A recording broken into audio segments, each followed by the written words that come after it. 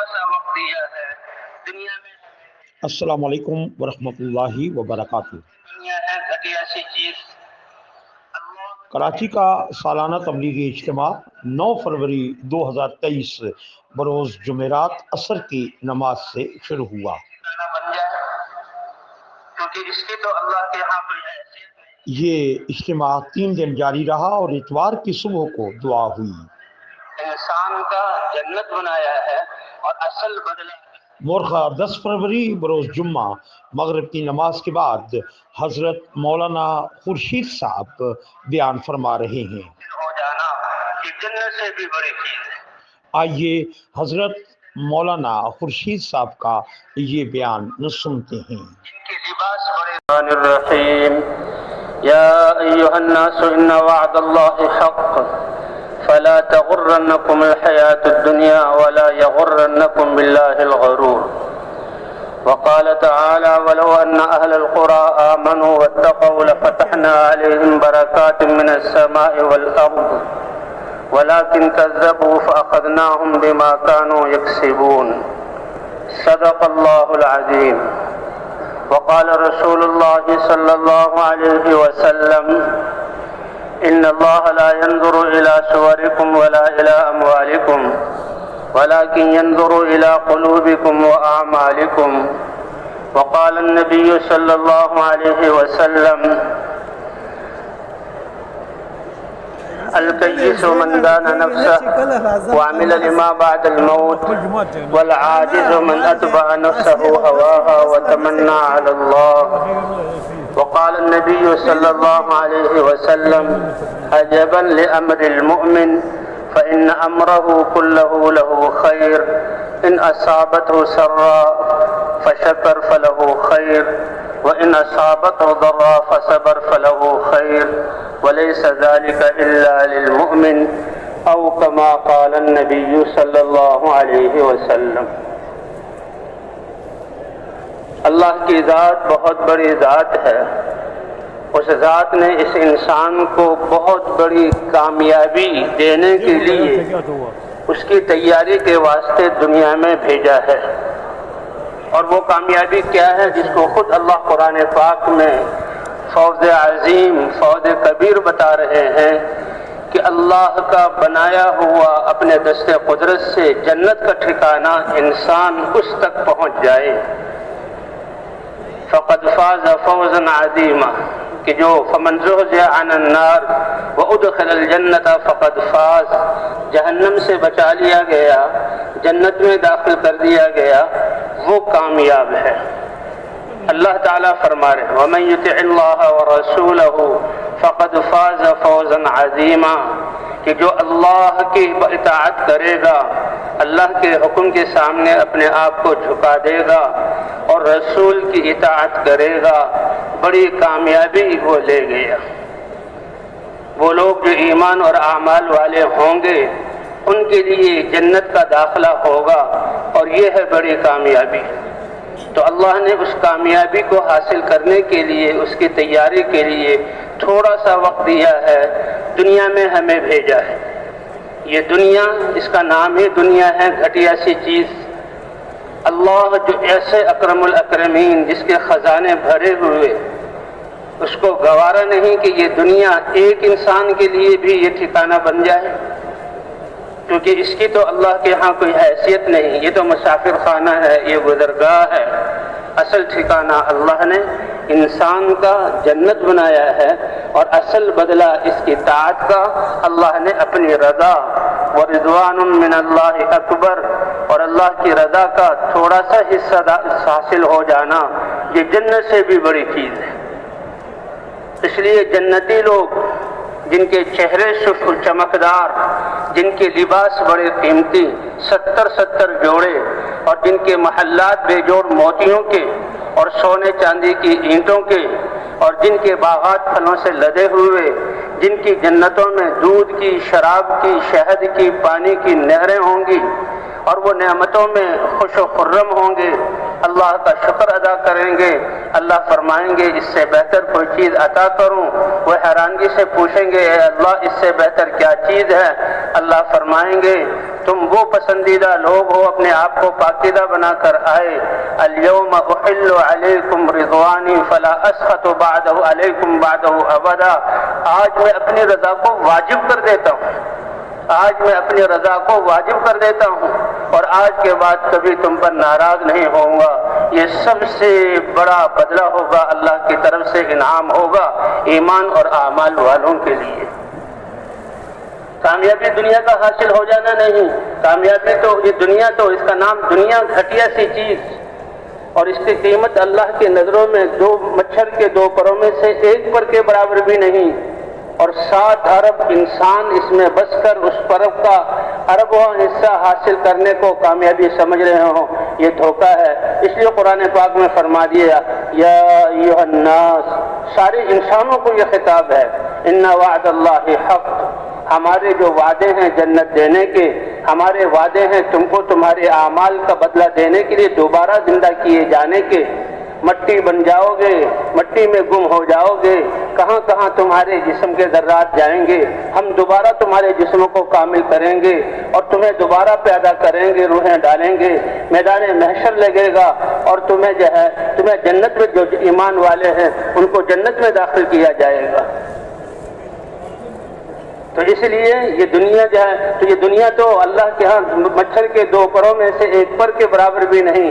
اگر ایک پر کے برابر بھی ہوتی تو وَلَمَا سَقَى مِنْهَا كَافِرًا شُرْبًا, تو کسی نہ ماننے والے کو, سرکش اور شیطان کو, نافرمان کو اللہ اس دنیا سے ایک گھونٹ پانی بھی نہ پلاتے. اس لیے کامیابی کے اسباب کیا ہیں؟ اللہ نے تمام انسانوں کو برابر دیے. ان وعد اللہ حق, اللہ کا وعدہ سچا ہے. فلا تغرنکم الحیات الدنیا, دنیا کو اپنا وطن نہ سمجھ لینا, دنیا میں اپنی استعدادوں کو, صلاحیتوں کو خرچ نہ کر دینا, ضائع نہ کر دینا. دنیا میں تمہارے سانس, تمہاری نشو و نما اور تمہارا رزق, تمہارے لیے پانی, تمہارا لباس, تمہارے یہ عہدے اور زمین کی جتنی چیزیں وہ پہلے سے تمہارے لیے لکھ دی گئی اور وہ تمہیں مل کر رہیں گی. اس لیے موت ایک دروازہ ہے جس سے سب نے گزرنا ہے, جس سے سب نے گزرنا ہے. اس لیے جب ملک الموت آتا ہے اور روح نکالنے لگتا ہے, عزیز اور رشتہ دار روتے ہیں, وہ کہتے ہیں رو کیوں رہے ہو, میں نے اس کی زندگی کم نہیں کی, اس کے رزق کے, دنیا کے غلوں کے ہر دانے کو دیکھ لیا, اس کے نصیب میں اب کوئی دانہ نہیں رہا, پانی کا کوئی قطرہ نہیں رہا, ہوا کا کوئی جھونکا نہیں رہا, دنیا کی کوئی جو ہے چیز, نعمت اس کے لیے باقی نہیں رہی. اب تو اس نے آگے منتقل ہونا ہے اصلی ٹھکانے کی طرف. اس لیے میں لے جا رہا ہوں, اور فکر کرو تم اپنی, جب تک ایک ایک سانس لینے والا باقی رہے گا میں دنیا میں آتا رہوں گا. اس لیے انسان معمولی نہیں ہے, انسان کو بڑی عظمت اللہ نے دی ہے.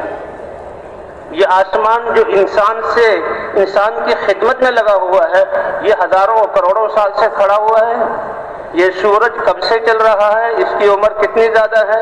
یہ چاند اور دنیا کا نظام کب سے چل رہا ہے, اور یہ دنیا کی, یہ انسان کی خدمت کے لیے. هو الذی سخر لکم ما فی السماوات وما فی الارض جميعا. اے رب کس کس نعمت کے قربان جائیں, آپ پر قربان جائیں. اللہ آپ تو یہ فرما رہے ہیں آسمانوں کو, زمینوں کو, سورج کو, چاند کو, جتنی کائنات ہے انسان جنات کے علاوہ, حتیٰ کہ فرشتوں کو تمہاری خدمت کے لیے لگایا. جب ان کی بقا ہزاروں سال ہیں تو انسان کیا تمہاری زندگی 60-70 سال کی ہے؟ تم افضل ہو, تمہاری زندگی 60-70 سال اور موت آئی اور قصہ ختم. ایسا نہیں ہے, ایسا نہیں ہے. تم سے پہلے اس ساری دنیا کو مزین کر دیا گیا, زمین کو پیدا کیا گیا, سبزے سے اس کو جو ہے اس کے سبزے کی قالین بچھائی گئی, پانی کو جاری کیا گیا, سورج چاند کا نظام بنایا گیا, تمہیں تھوڑی دیر کے لیے بھیجا اور پھر آخرت کی طرف تم جا رہے ہو. تم ہمیشہ کے لیے ہو. یہ تو اللہ کا کرم ہے کہ محنت اور جو ہے تیاری کے لیے مشقت کا وقت بہت تھوڑا سا دیا, اور اللہ نے اپنا اجر اور نعمتیں اور اللہ نے جو ہے آخرت کی زندگی ہمیشہ ہمیشہ کی رکھی ہے. اس لیے فلا تغرنکم الحیات الدنیا, دنیا کی زندگی دھوکے میں نہ ڈال دے, اس کو تم اپنا وطن نہ سمجھ لینا. اور اس کو حاصل کرنے میں اپنی قوتیں صلاحیتیں زندگی کی سانس مت لگانا. یہ سانس سب سے قیمتی چیز ہے ایمان کے بعد، کہ ایک ایک سانس ہزاروں دنیا اللہ کو دے، ایک سانس زیادہ کروا لے، اللہ ایک سانس زیادہ نہیں کریں گے. اور ایک سانس کے ایک عمل سے یہ انسان اللہ کی رضا کو حاصل کر سکتا ہے. سبحان اللہ تملأ المیزان، اس کی زبان کا بول سبحان اللہ، وہ میزان کہ ساتوں آسمان اور زمین اللہ تعالیٰ اس کے ایک پلڑے میں رکھ دیں گے. کتنی بڑی وہ میزان ہے جس میں ساتوں زمین اور آسمان اس کی کائنات سما جائے. کہا اے ایمان والے تمہارا سبحان اللہ کہنا اس میزان کو اجر سے بھر دے گا. اس لیے انسان بڑا عظیم ہے.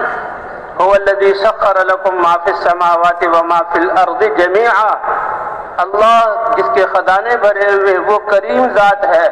زمین اور آسمان اور جو اس کی کائنات، میں نے عرض کیا جانور تو جانور ہیں، وہ تو ہم خود دیکھ رہے ہیں، کسی پر سواری، کسی کا دودھ لیا جا رہا، کسی سے نسلیں چلائی جا رہی، کسی کو ذبح کیا جا رہا، انسان کے لیے قربانی، کسی کو زینت کے لیے رکھا جا رہا. فرشتے بھی اللہ فرماتے ہیں انسان ہم نے تمہاری خدمت کے لیے لگائے.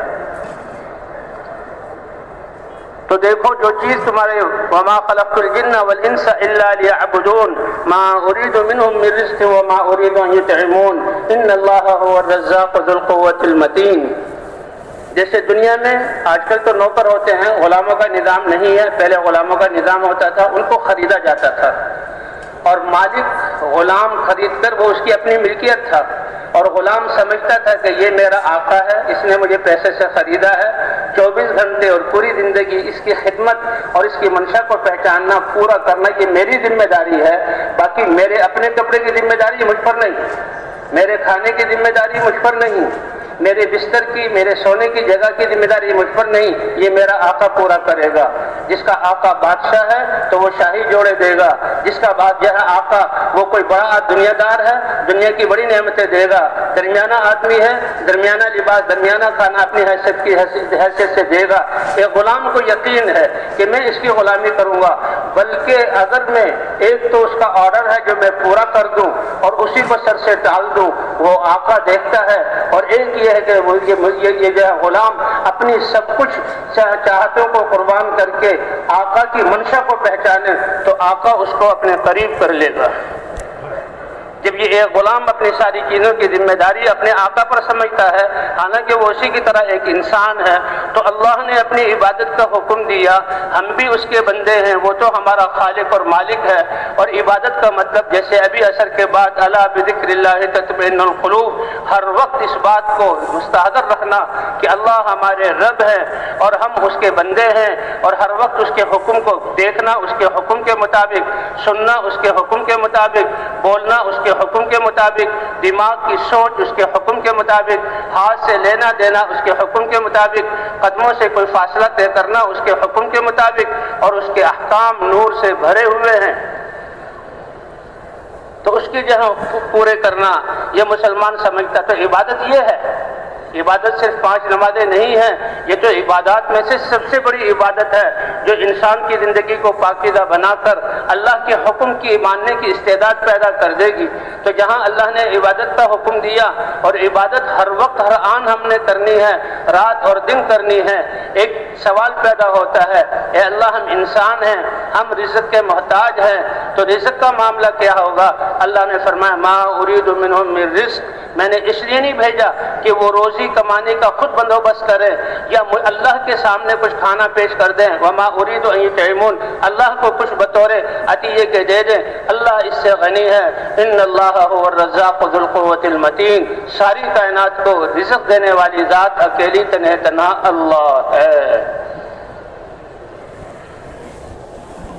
اس لیے جو چیزیں تمہارے لیے لکھی گئیں اور تمہیں مل کر رہیں گی اور اس کے لیے کچھ احکام دیے، اگر کمانے کا حکم ہے تو اللہ کے حکم کے اعتبار سے اس میں لگنا. تو تم اپنی صلاحیتیں جو جس کا ذمہ ہم نے لیا اور ہم دیں گے. سورج کون نکال رہا ہے؟ ہوائیں کون چلا رہا ہے؟ زمین کو کس نے تھاما ہوا ہے؟ آسمان کو کس نے تھاما ہوا ہے؟ بارشیں کون برسا رہا ہے؟ ہمارے جسم کے دل کی دھڑکنوں کو کون چلا رہا ہے؟ خون کو کون رگوں میں دوڑا رہا ہے؟ اور جتنے بھی اتنے صلاحیتیں جسم کے اندر کے انسان کو کوئی پتہ نہیں، وہ اکیلا اللہ اپنی قدرت سے چلا رہا ہے۔ وَإِن تَعُدُّوا نِعْمَتَ اللَّهِ لَا تُحْصُوهَا، اے اللہ آپ کتنے مہربان، کیا اگر تم اللہ کی نعمتوں کو، یہ 60-70 سال کی زندگی، اب لوگ لگے ہوئے ہیں کہ جسم میں اللہ نے کیا کیا استعدادیں، صلاحیتیں، کتنا انسان کے جسم کو چیر پھاڑ لیا گیا، کتنا ایک ایک حصے کو الگ الگ کر دیا گیا، اور اب بھی انسانیت قائل ہے اس بات کی کہ اللہ نے جو نعمتیں اس کے جسم میں رکھی ہیں ابھی ہم ان ساری کو سمجھ نہیں سکے اور نہ ان تک پہنچ سکے۔ اگر اللہ کی جسم کے اندر کی نعمتیں، پھر جسم کے باہر کی نعمتیں، یہ ہوائیں، یہ سورج، یہ چاند، یہ ستارے اور یہ ساری مخلوقات، فرمایا گننا شروع کرو تو تم گن نہیں سکتے، شکر کیا ادا کرو گے؟ اللہ لا تحصوہا، تم اس کا احصاء کر ہی نہیں سکتے۔ اس لیے دنیا کی ساری چیزوں کی ذمہ داری اللہ نے دی اور ہمارے ذمہ کیا کہ آخرت کا بنانا تمہارے اعمال پر رکھا ہے، آخرت بنے گی تمہارے عمل پر۔ اس لیے اللہ تعالیٰ نے آخرت جو کامیابی کی جگہ ہے اور اللہ کا مہمان خانہ ہے اور وہ انسان کا ٹھکانہ ہے، اس کو حاصل کرنے کے لیے اللہ نے اسباب سب کو برابر دیے ہیں۔ دنیا کی ضروریات کے لیے کارخانے ہیں، کارخانوں سے، مشینوں سے چیزیں بن رہی ہیں۔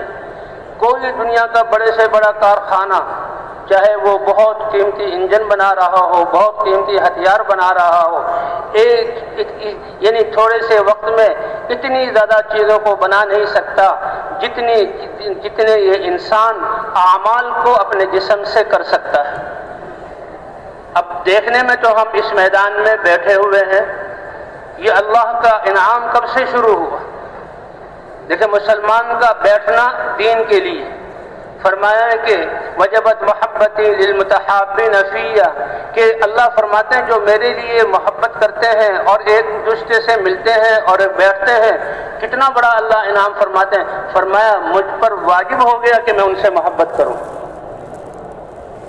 نماز پڑھی ہے، نماز پڑھنے کے بعد ہم بیٹھے ہیں، مسلمانوں کے مجمع کے ساتھ بیٹھے ہوئے ہیں، اور جب تک بیان چلے گا اللہ کے امر کے لیے بیٹھنا ہے اور اللہ کے امر کے لیے جدا ہونا ہے کہ بھئی ابھی نماز کا وقت ہے، اب بیٹھنا نہیں، اب تو وہ اذان ہو گئی، وضو کرو، نماز کی تیاری کرو، نماز کے لیے آ جاؤ۔ فرمائے وہ دو آدمی جو اللہ کے لیے آپس میں ایک دوسرے سے محبت کریں، یہ تو لاکھوں کا مجمع ہے، اللہ کے امر پر جمع ہوں اور اللہ کے امر پر جدا ہوں، اور اس جدائی جمع ہونے پر محبت کی کیفیت میں ہو، جدا ہونے پر جو جہاں غم ہوتا ہے اس کو برداشت کریں۔ فرمایا یہ دو آدمی صرف آپس میں ایسے ہوں تو فرمایا قیامت کے دن جب کوئی سایہ نہیں ہوگا تو ایسے دو آدمیوں کو میں اپنے سائے عرش کا سایہ عطا فرماؤں گا۔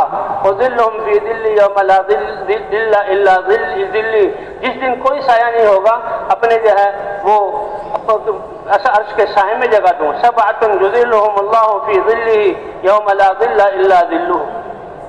7 قسم کے کروڑوں انسان ایسے ہوں گے ہر قسم میں کہ اللہ تعالیٰ عرش کے سائے کے نیچے جگہ دیں گے، اور ان کروڑوں انسانوں میں سے 2 انسان وہ ہوں گے جن نے اللہ کے لیے آپس میں تعلق جوڑا ہو، اللہ کے لیے محبت کی ہو، اللہ کے لیے جمع ہوتے ہوں اور اللہ ہی کے لیے جدا ہوتے ہوں۔ اس لیے جو آخرت کا سرمایہ، اس کے اسباب اللہ نے سب کو برابر دیے، اور انسان سب سے قیمتی مشین ہے جس سے ہر وقت اعمال صادر ہوتے ہیں، اور ایک ایک وقت میں کتنے اعمال صادر ہوتے ہیں۔ ہمارا اس میدان میں مل کر بیٹھنا یہ ایک عمل، اللہ کی بات کو سننا یہ دوسرا عمل، دماغ سے اس کے لیے اپنے آپ کو تشکیل کرنا اور طاعت کے لیے تیار کرنا یہ الگ عمل۔ یہ سارے ہر عمل ایسا کہ 7 زمین اور آسمان اس کے پاسنگ میں بھی نہیں آ سکتے۔ تو اس لیے آپ انسان ایک وقت میں کئی اعمال کر سکتا ہے۔ کہ مسلمان جب اذان کو سنتا ہے اور نماز کے لیے جاتا ہے، سب سے پہلے جب وہ وضو کی طرف آتا ہے تو وضو کرنے لگتا ہے، تو وضو کرنے سے اس کے گناہ جھڑتے ہیں۔ اور وضو کرنے کی وجہ سے ایک دفعہ صحابہ نے پوچھا یا رسول اللہ قیامت میں تو خرب انسان ہوں گے، 7 ارب انسانیت تو اب ہے، اور قیامت تک کتنے انسان آئیں گے اور پہلے کتنے گزر گئے، اور 1,24,000 یا 2 لاکھ انبیاء ہوں گے اور ان کی امتیں ہوں گی، آپ اپنی امت کو کیسے پہچانیں گے؟ اللہ کے رسول صلی اللہ علیہ وسلم نے فرمایا، کیا بہترین مثال دی، ہر ایک کی سمجھ میں آنے والی، دیہاتی ہو یا شہری ہو، ان پڑھ ہو یا پڑھا ہوا، فرمایا بتاؤ ایک بہت بڑا میدان ہو اور وہ گھوڑوں سے بھرا ہوا ہو، گھوڑوں کے رنگ مشکی رنگ ہوں یا کالے رنگ کے ہوں، اور کچھ گھوڑے ایسے ہوں جس کو اردو میں پنکلیان کہتے ہیں، چہرہ پورا چمکتا ہوا سفید اور گھٹنے تک اس کے چاروں ٹانگیں سفید، کیا یہ آدمی ان کالے اور مشکی گھوڑوں میں سے اپنے گھوڑوں کو نہیں پہچان لے گا؟ کیا زبردست مثال اللہ کے رسول نے بیان کی۔ صحابہ اشش کر اٹھے اور کہنے لگے یا رسول اللہ کیوں نہیں پہچانے گا؟ فرمایا سن لو، تم جو اللہ کا امر نماز ادا کرنے کے لیے دنیا میں گرم پانی سے، ٹھنڈے پانی سے، مشقت کے وقت میں جو وضو کرو گے، اب یہ وضو تو وسیلہ ہے، ابھی نماز جو مقصود ہے اس کا ذریعہ ہے، یہ اس وسیلے پر اللہ تمہیں یہ اجر عطا فرمائیں گے کہ تمہارے اعضائے وضو چمک رہے ہوں گے اور میں اس چمک سے تم کو پہچانوں گا کہ یہ میری امت ہے۔ پہلی امتوں کو وضو تھا لیکن یہ فضیلت ان کے لیے، یہ خاص اس امت کی فضیلت۔ حضرت عقبہ ابن عامر رضی اللہ تعالی عنہ جیسے جماعتوں میں نکلتے ہیں 12 کی تعداد، 2 کی خدمت، یہ سب سیرت سے لیا ہوا۔ وہ کہتے ہیں میں بھی اپنے قبیلے سے 12 آدمی کی جماعت کے ساتھ آیا تو آ کر مدینے میں حضور کی مجلسوں میں بیٹھنا ہے، ان سے علم سیکھنا ہے، اس لیے 2 آدمیوں کو یا 1 کو خدمت میں لگایا جاتا اور باقی حضور کی مجلس میں بیٹھ جاتے۔ تو خدمت کیا تھی؟ اونٹوں کو جنگل لے جانا، اونٹوں کو چرانا، ان کو پانی پلانا، ان کو پھر آ کر جہاں ٹھکانا ہے باڑہ اس میں باندھ دینا۔ تو یہ ہماری 2 آدمی کی خدمت تھی، باقی 10 آدمی مسجد نبوی میں بیٹھے ہوئے۔ اب جب بیٹھے ہوئے ہیں تو میں فارغ ہوا اپنی خدمت سے، شام کو جب اونٹوں کو لا کر باڑے میں باندھ دیا تو مسجد نبوی کی طرف گیا، وضو کیا، نماز مسجد میں گئے، بیٹھ گئے۔ اللہ کے رسول صلی اللہ علیہ وسلم حدیثیں ارشاد فرما رہے تھے اور فرمائیں کہ جو بات میں نے سنی حضور صلی اللہ علیہ وسلم سے میں تو بہت حیران رہ گیا، اللہ کے رسول صلی اللہ علیہ وسلم کیا کہہ رہے ہیں کہ جو آدمی اچھی طرح وضو کر لے اور وضو کر کے پھر 2 رکعت نماز اللہ کے رضا کے لیے پڑھے تو وضو کرنے اور 2 رکعت نماز پڑھنے سے جنت اس کے لیے واجب ہو گئی، جنت اس کے لیے واجب ہو گئی۔ جنت کا محل یہ دنیا کے جو ہے 5 مرلے کے مکان، جو ہے 100 گز کے مکان اور 200 گز کے مکان، ساری انسانیت کا، انسان کی ساری زندگی کی پونجی لگ جاتی ہے اور تھوڑے سے عرصے کے لیے مکان بنتا ہے اور کچھ دنوں کے بعد اس میں ٹوٹ شروع ہو جاتی ہے، کبھی پانی کا نظام خراب، کبھی سیوریج کا نظام خراب، کبھی بجلی کا نظام خراب، پھر خرچے پہ خرچے۔ اور جنت کا محل فرمایا جو آدمی اچھی طرح وضو کرے اور اخلاص کے ساتھ 2 رکعت نماز پڑھے، جنت کا محل اس کے لیے واجب ہو گیا۔ تو صحابی نے کہے واہ واہ اللہ کتنے کریم ہے، اور ایسے عمل پر، آسان عمل، چھوٹا عمل نہیں ہے، بہت بڑا عمل ہے، آسان عمل پر جس میں کوئی دیر بھی نہیں، اتنا بڑا جہاں اجر ہے۔ میں خوشی میں واہ واہ کرنے لگا تو وہ تو حضور کی طرف متوجہ تھے، باتیں سن رہے تھے، یکسو تھے۔ کہا میرے ساتھ ایک ہستی بیٹھی ہوئی تھی، انہوں نے مجھے اپنی طرف متوجہ کیا، جب میں نے دیکھا وہ حضرت عمر امیر المومنین حضرت عمر ابن خطاب تھے، اور نے کہا معلوم ہوتا ہے تم ابھی مجلس میں ابھی حاضر ہوئے ہو اور اس بات کو سن کے اتنا خوش ہو رہے ہو، اللہ کے رسول نے تو ہمیں کیا کچھ بتلا دیا۔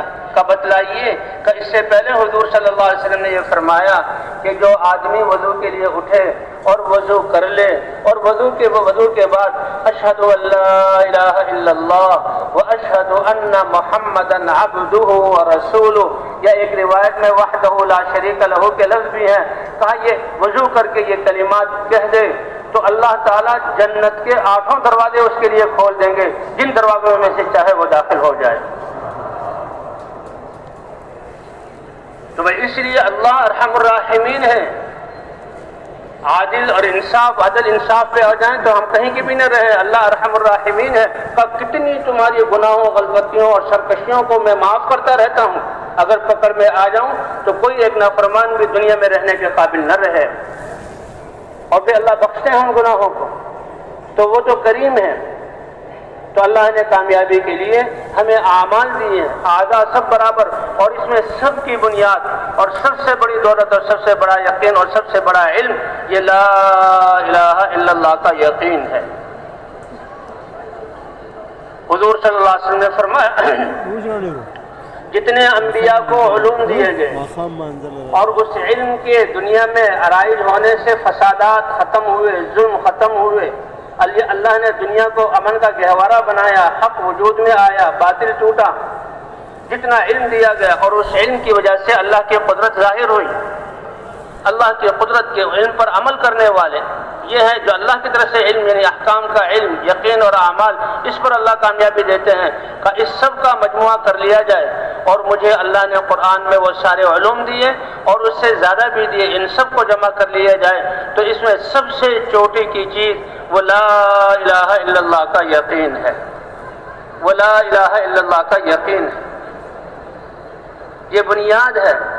اس لیے حضرات انبیاء کرام جب انسان سرکش بنتے تھے اور اپنی تباہی کے اسباب جمع کر لیتے، اللہ نے کسی کو عذاب نہیں دیا جب تک کہ نبی کو لا الہ الا اللہ کی دعوت دے کر نہ بھیجا ہو، اور نبی نے اپنی امت کی اصلاح کے لیے اس لا الہ الا اللہ کے ذریعے ان کے یقین کو درست نہ کیا ہو۔ تو یہ یقین اتنی بڑی دولت ہے، اتنی بڑی طاقت ہے کہ اللہ فرماتے ہیں انا عند ظن عبدی بی، میرا بندہ میرے ساتھ جس طرح یقین کرے گا میں اسی طرح اس کے ساتھ معاملہ کروں گا۔ حضرت یونس علیہ السلام قوم کو چھوڑ کر ابھی اللہ کا حکم نہیں آیا، پہلے نکل آئے اور کشتی ڈولنے لگی، اور پھر حکم آیا، ایک مچھلی آئی، مچھلی نے یونس علیہ السلام کو نگل لیا اور مچھلی سمندر کی تہ میں بیٹھ گئی، اور وہ لا الہ الا انت سبحانک انی کنت من الظالمین یہ انہوں نے پڑھنا شروع کیا۔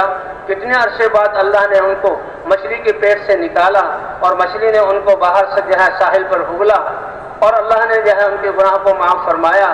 جو خطا ہوئی تو وہ تو نبی تھے، معصوم ہوتے ہیں، لیکن یہ تھوڑی سی بغیر یاد کے چلے جانا یہ غلطی ہوئی تھی۔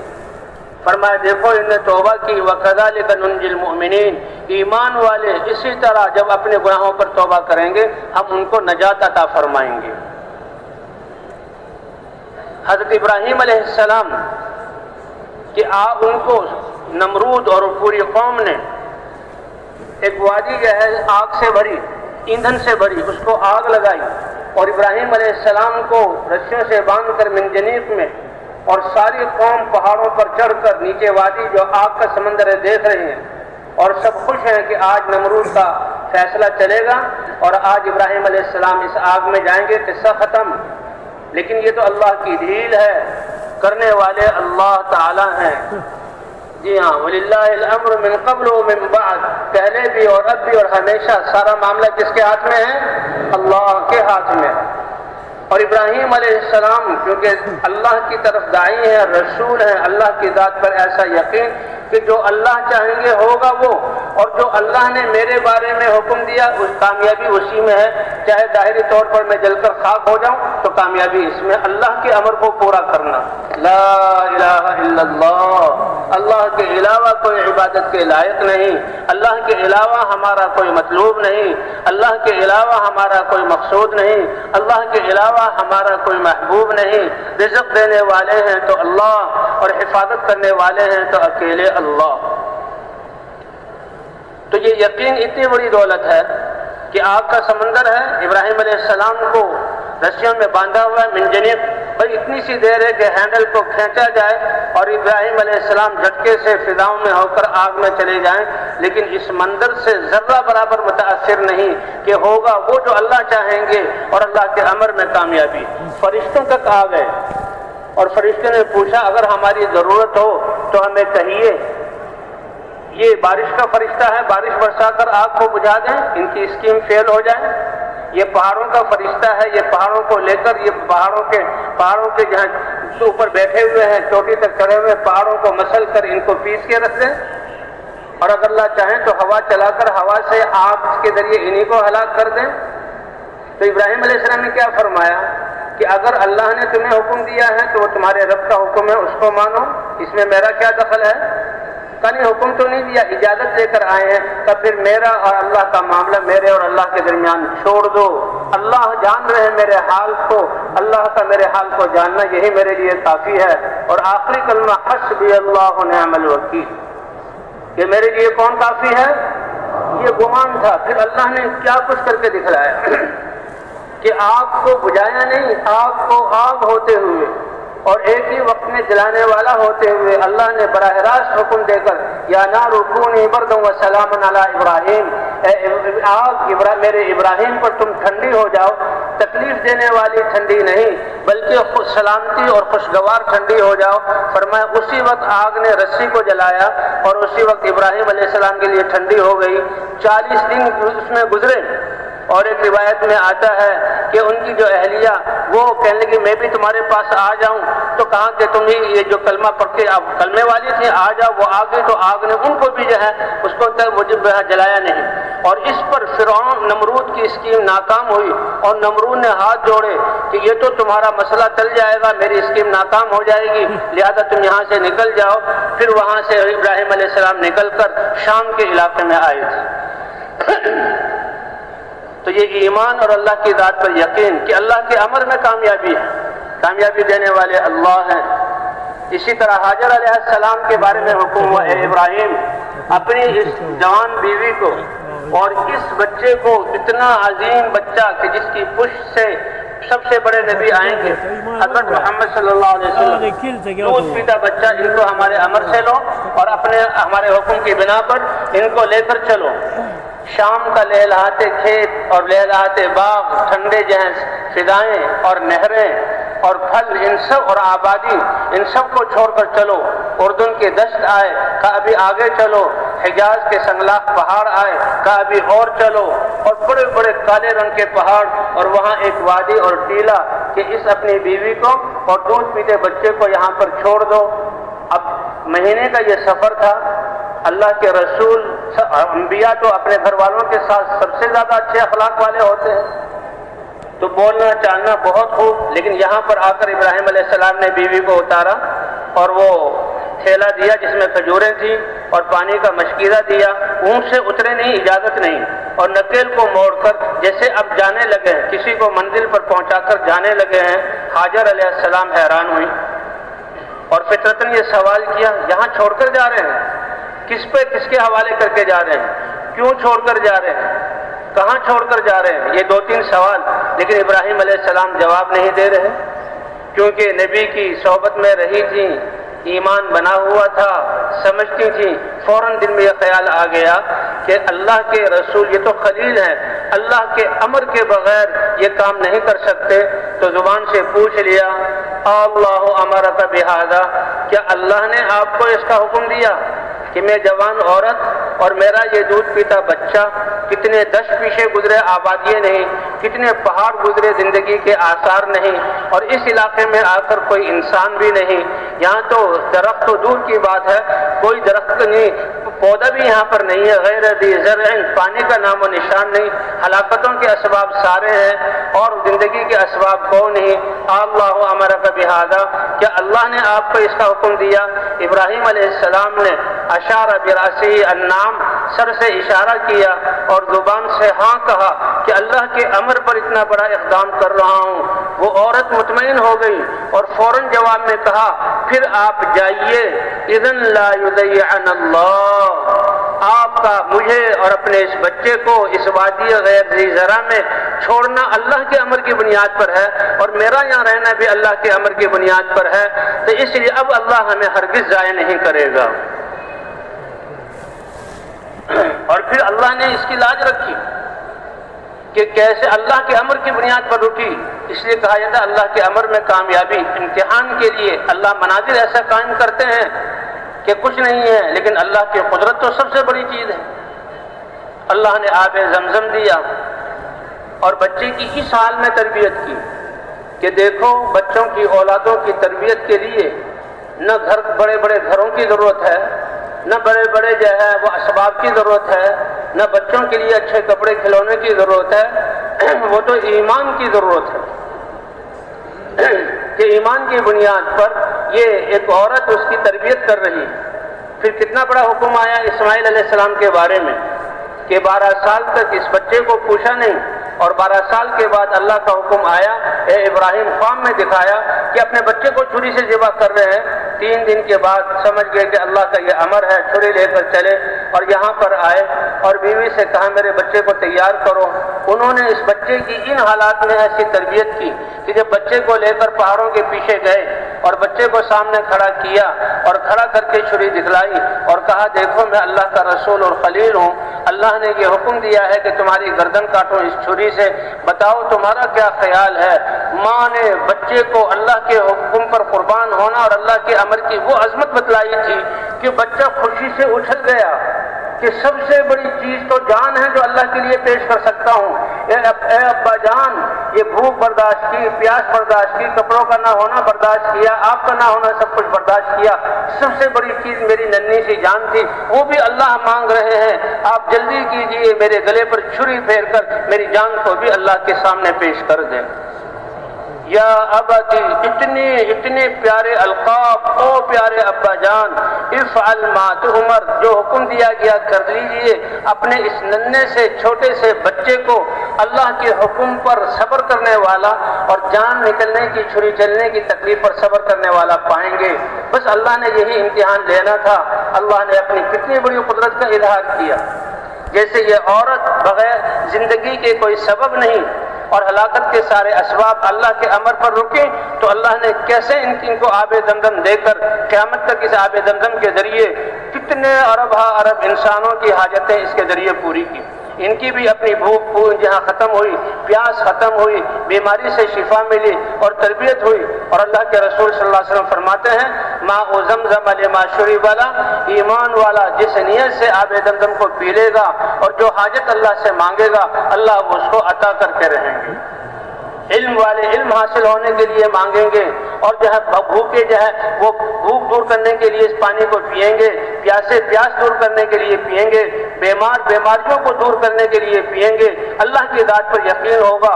واقعات ہے کہ جو اللہ کے رسول نے فرمایا کتنی حاجتوں کو اللہ نے پورا کیا، اور یہ اس عورت کی قربانی پر اللہ نے یہ نعمت انسانیت کو عطا فرمائی۔ اب یہ اللہ کا عمل، اب یہ دلیل ہے اس بات کی کہ تربیت کرنے میں انسان ثواب کا محتاج نہیں ہے، تربیت میں تو اللہ کی ذات پر ایمان اور یقین، اللہ کی محبت۔ اور ابراہیم علیہ السلام چھری پھیر رہے ہیں کہ نبی کے بازو میں 4000 آدمیوں کی طاقت ہوتی ہے، نبی کے بازو میں 4000 آدمیوں کی طاقت ہوتی ہے، اس طاقت سے چھری پھیر رہے، چھری کاٹ نہیں رہی۔ ایک دفعہ غصہ بھی آیا، پتھر پر مارا، پتھر ٹوٹا، لیکن جب زور لگایا پھر اللہ نے جہاں اپنی قدرت کا اظہار کیا کہ ابراہیم علیہ السلام کی آنکھوں میں تو پٹی بندھی ہوئی تھی، بیٹے نے کہا تھا اپنی آنکھوں پہ پٹی باندھنے، کہیں مجھے دیکھ کر آپ کا ہاتھ رک نہ جائے اور میرا منہ جو ہے زمین کی طرف کر دیں۔ تھوڑی دیر بعد دیکھا چھری چلی، خون کی فوار اٹھی اور جہاں وہ ہاتھ پر پڑی اور گردن کٹی، سمجھے کہ بس بچہ قربان ہو گیا، اللہ کا حکم تھا، اللہ کا حکم بڑا ہے، بچے کی کوئی حیثیت نہیں۔ جب پٹی کھولی تو دیکھا چھری کے نیچے جنت سے ایک مینڈا لایا گیا اور اس کو چھری سے کاٹا گیا، اور جبرائیل علیہ السلام کھڑے ہیں اور اسماعیل علیہ السلام ساتھ ہیں اور وہ خوشخبری دے رہے ہیں، اے ابراہیم اس امتحان میں بھی تم کامیاب ہو گئے۔ وَإِذِ ابْتَلَىٰ إِبْرَاهِيمَ رَبُّهُ بِكَلِمَاتٍ فَأَتَمَّهُنَّ قَالَ إِنِّي جَاعِلُكَ لِلنَّاسِ إِمَامًا۔ پھر کیا کہ ساری بعد میں آنے والے سارے انبیاء اور ساری انسانیت کا، اے ابراہیم ہم نے تمہیں امام بنایا اور سب کے دلوں میں تمہاری محبت ڈال دی ان قربانیوں کی وجہ سے۔ تو سب سے بڑی دولت اور سب سے بڑا سرمایہ یہ ایمان ہے جو لا الہ الا اللہ کی دعوت سے انسانوں کے دلوں میں آتا ہے کہ جہاں سب کچھ کرنے والی ذات ایک اللہ کی ذات ہے۔ اور یہ اتنی بڑی دولت، اور یہ ایمان تو اتنی بڑی دولت کہ جہنم کے بارے میں کہا جاتا ہے سارے دنیا کے پہاڑوں کو ایک پہاڑ بنا دیا جائے، اس کے اسٹیل اور لوہے کو ایک جگہ جمع کر لیا جائے اور اس پہاڑوں کے اوپر جہنم کی انگاروں میں سے ایک انگارہ رکھا جائے، اس کی تپش اتنی زیادہ ہوگی تو وہ ان سب پہاڑوں کو پگھلا کر راکھ بنا دے گا۔ لیکن ایمان کی طاقت اس سے کہیں زیادہ ہے۔ اس لیے حدیث میں آتا ہے جب ایمان والا پل صراط پر سے گزرنے لگے گا جہنم چیخ پڑے گی جز یا مومن فإن نور ایمانک قد اطفأ لہبی، اے ایمان والے مجھ پر سے جلدی گزر جا، کہیں تیرے ایمان کی ٹھنڈک میری آگ کو ٹھنڈا نہ کر دے۔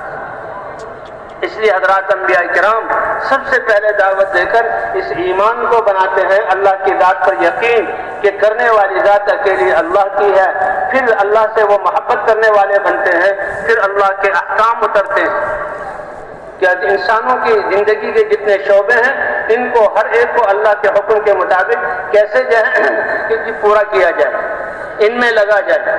ایک ایک حکم جیسے ایمان والے کا تو سبحان اللہ تملأ المیزان، اس کا ایک زبان سے کہا ہوا کلمہ سبحان اللہ یہ ترازو کو بھر دے گا یہ اجر سے۔ تو اس کے بعد ایمان کے بعد اللہ نے پورا دین دیا اور ہمیں اللہ تعالیٰ نے نماز جیسا فریضہ عطا فرمایا۔ یہ نماز اللہ کا حکم، کہتے ہیں پورا دین جو ہے یہ اللہ کے احکام ہیں، تجارت میں، زراعت میں اور عبادات میں۔ حج ہے تو وہ زندگی میں ایک مرتبہ، اور زکوٰۃ اور وہ بھی حج بھی مالداروں پر جو علماء شرائط بتاتے ہیں آنے جانے کا خرچہ اور گھر والوں کے لیے سارے انتظامات، راستے امن والے ہوں، پھر حج کیا جائے اور ایک دفعہ فرض ہے یہ زندگی میں، اور چند لوگوں پر، باقی لوگ جن پر حج فرض نہیں ہے۔ اور زکوٰۃ ہے وہ بھی مالداروں پر سال میں ایک مرتبہ، اور مال کا 40واں حصہ اس کا تعلق مال سے۔ روزے ہیں اور روزے جو ہیں 12 مہینوں میں سے ایک مہینے، اور وہ بھی دن کے وقت میں 24 گھنٹوں میں سے آدھا وقت روزے کا، وہ سال میں ایک دفعہ، وہ سب پر فرض ہے سوائے عذر والوں کے۔ تو یہ جو ہے سال میں ایک مرتبہ۔ نماز اللہ کا وہ حکم ہے کہ جس کے ذریعے سے انسان اپنی بندگی کو ظاہر کرتا ہے، 5 دفعہ اپنے ساری چیزوں کو چھوڑ کر اللہ کے گھر میں آنا اور نماز میں کھڑا ہونا، اور یہ ہر حال میں فرض ہے نماز۔ بیمار ہو کھڑے ہو کر نہ پڑھ سکتا ہو تو بیٹھ کر پڑھے، بیٹھ کر نہ پڑھ سکتا ہو تو لیٹ کر پڑھے، اشارے سے پڑھے، جب تک کہ عقل فیل نہ ہو جائے یا بے ہوش نہ ہو جائے نماز معاف نہیں ہے۔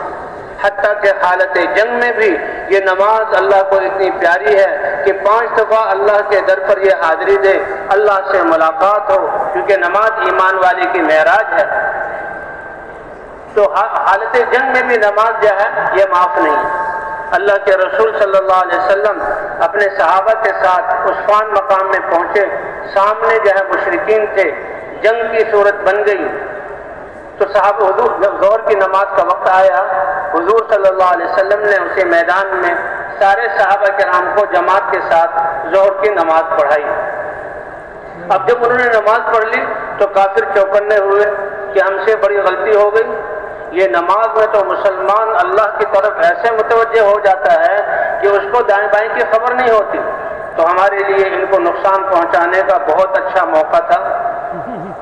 تو ان کو افسوس ہوا اس بات کا، لیکن وہ آپس میں کہنے لگے کوئی بات نہیں، یہ مسلمان ہیں، ایک اور نماز آنے والی ہے عصر کی نماز، اور وہ ان کو اپنی اولادوں سے بھی زیادہ محبوب ہے، اور یہ نماز میں داخل ہوں گے تو ہم اپنا ان کو نقصان پہنچا سکتے ہیں۔ تو اللہ نے حضرت محمد صلی اللہ علیہ وسلم پر حالت جنگ میں جبکہ دشمن چوکنا ہو کر نقصان پہنچاتا ہو صلاۃ الخوف اتار دی کہ اے نبی آپ ان کی امامت کروائیں، اور اس طرح کروائیں کہ آدھے آپ کے صحابہ دشمنوں کے سامنے ہوں اور آدھوں کو آپ ایک رکعت پڑھائیے، اور پھر یہ ان کے دشمن کے سامنے کھڑے ہو جائیں، اور جو دشمن کے سامنے تھے وہ آپ کے پیچھے آ کر جو ہے وہ ایک رکعت پڑھیں، ان کی ایک رکعت ہو جائے گی، آپ کی 2 رکعتیں سفر کی پوری ہو جائیں گی۔ اس میں اور بھی مسائل آتے ہیں۔ کافروں نے جب یہ دیکھا تو اس وقت حضرت خالد بن ولید رضی اللہ تعالی عنہ وہ کفار کے لشکر میں تھے، کہنے لگے ہم تو اسی دن سمجھ گئے کہ اس ہستی کی تو رہبری اور رہنمائی اور حفاظت آسمانوں سے ہو رہی ہے۔ نماز حالت جنگ میں بھی معاف نہیں، کیوں؟ یہ مسلمان کی اللہ سے ملاقات ہے۔ کہتے ہیں 70 ماؤں سے زیادہ محبت کرتے ہیں، 70 ماؤں سے زیادہ، 70 کیا چیز ہے؟ جتنی عرب مائیں آئی ہیں ان کے دلوں میں بچوں کی محبت کس نے ڈالی ہے؟ اور انسان تو انسان، باقی جانور بھی ہیں، یہ چھوٹے چھوٹے پرندے، جی ہاں، یہ مرغی کیسے شکرے اور باز سے لڑتی ہے، جیسے چھوٹے پرندے بڑے پرندوں سے میں جان دے دیتے ہیں اپنے بچوں کی حفاظت کے لیے، تو یہ تمام مادائیں، یہ تو سارے جو تعلقات و محبتیں ہیں، اللہ نے رحمت کے 100 حصے کیے، ایک حصے کو اتار کر ساری جو ہے کائنات پر تقسیم کیا، اس سے نظام چل رہا ہے، اور 99 اللہ رحمت کے حصوں کو قیامت میں ایمان والوں کے لیے اس کا اظہار فرمائیں گے۔ 70 مائیں کیا ہوتی؟ تو وہ اللہ تو 5 دفعہ، یہ تو 50 نمازیں، اللہ تو 50 دفعہ چاہ رہے ہیں۔ حضور صلی اللہ علیہ وسلم، یہ کہاں اس نماز کا عمل دیا گیا؟ آپ صلی اللہ علیہ وسلم دعوت کو لے کر جب دیکھا کہ مکے والے اور اپنی قوم کتنی رکاوٹیں ڈال رہی ہے، کتنی سختیاں کر رہی ہے، شعب ابی طالب نے بند کیا، ایمان والے کمزور لوگوں کو کتنی تکلیفیں دے رہی ہے، تو حضور صلی اللہ علیہ وسلم، آپ تو دل میں آپ کی یہ بہت بڑی تمنا اور بے چینی تھی کہ انسانیت ہدایت کے راستے پر کیسے پڑ جائے، تو حضور صلی اللہ علیہ وسلم طائف تشریف لے گئے کہ شاید وہ سمجھدار لوگ ہیں۔ پہلے سرداروں کے پاس گئے، جب سرداروں کے پاس گئے تو کسی سردار نے بیٹھنے بھی نہیں دیا، ہر ایک نے روکھا جواب دیا، مہمان نوازی، پیدل آئے ہیں، کتنی بڑی ہستی ہے، قریش قوم کے ہیں اور کتنے عظیم اخلاق، سب ان کی تعریفیں کرتے تھے، لیکن وہ ایسے سوکھے نکلے کہ حضور کو بیٹھنے بھی نہیں دیا، ایک کے پاس سے دوسرے کے پاس، دوسرے کے پاس سے تیسرے کے پاس، اور تیسرے نے بھی بیٹھنے نہیں دیا۔ آپ نے فرمایا کہ شاید یہ عام لوگ میری بات کو مان لیں، جب عام لوگوں میں آئے تو انہوں نے اس سے بھی زیادہ برا سلوک کیا، تالیاں پیٹی، سیٹیاں بجائیں اور پتھروں کی بارش صفوں میں کی۔ آپ پتھروں کی بارش میں جا رہے ہیں اور جسم خون آلود ہو گیا، اتنا خون پنڈلیوں سے بہا، پتھروں کے نوکیلے پتھر لگ کے کہ جوتیوں میں وہ خون جم گیا اور جوتیاں آپ کے پاؤں کے ساتھ جم گئی، حتیٰ کہ آپ پر بے ہوشی سے طاری ہو گئی۔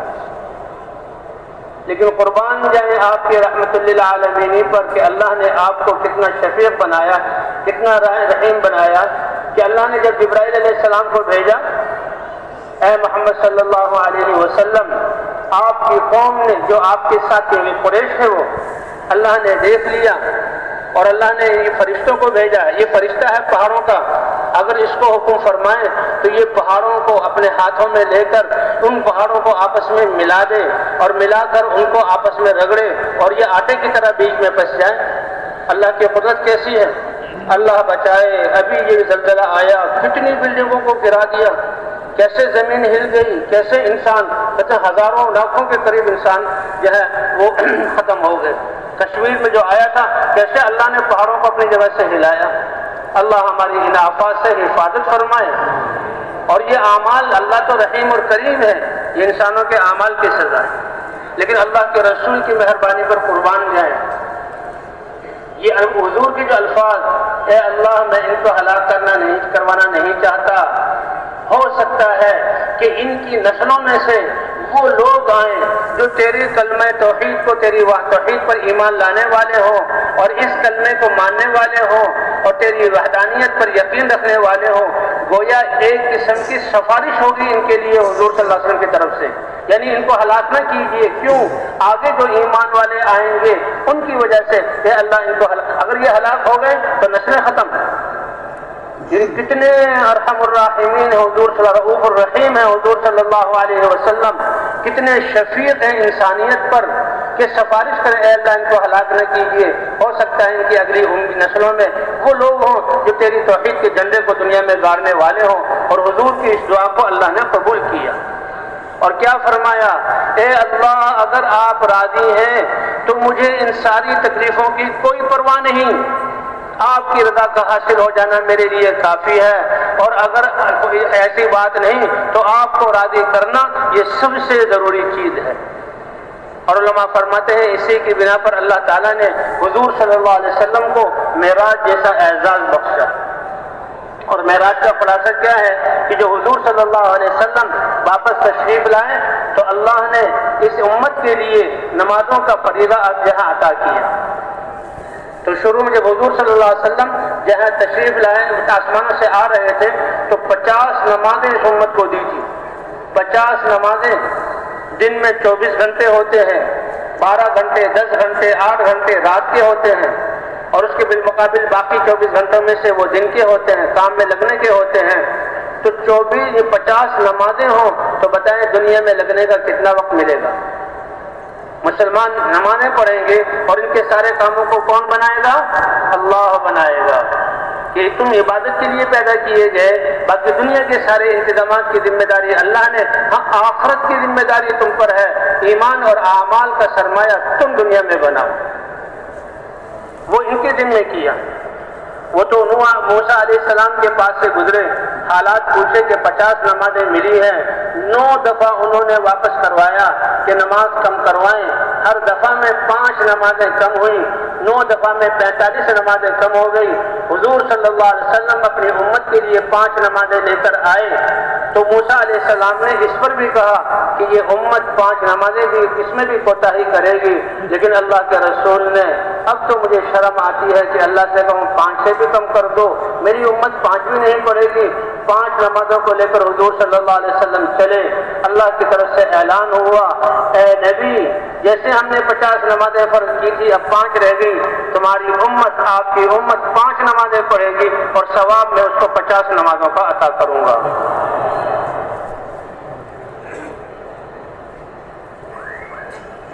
تو اصل تو مقصود نماز ہے۔ وہ حضرت عقبہ ابن عامر کا جو قصہ سنایا جا رہا تھا، مولانا یوسف صاحب رحمۃ اللہ علیہ فرماتے تھے کہ وضو جو وسیلہ ہے اور اس وضو کے بعد مسلمان یہ کلمہ شہادت پڑھ لے، 8 دروازے جنت کے کھل جاتے ہیں، جنت کے محلات مل جاتے ہیں۔ جس کی وضو پر اللہ اس کو یہ انعام دیں گے تو اس کی نمازوں پر اللہ تعالیٰ دنیا اور آخرت کے کام کیسے نہیں بنائیں گے؟ یہ اللہ کا امر ہے۔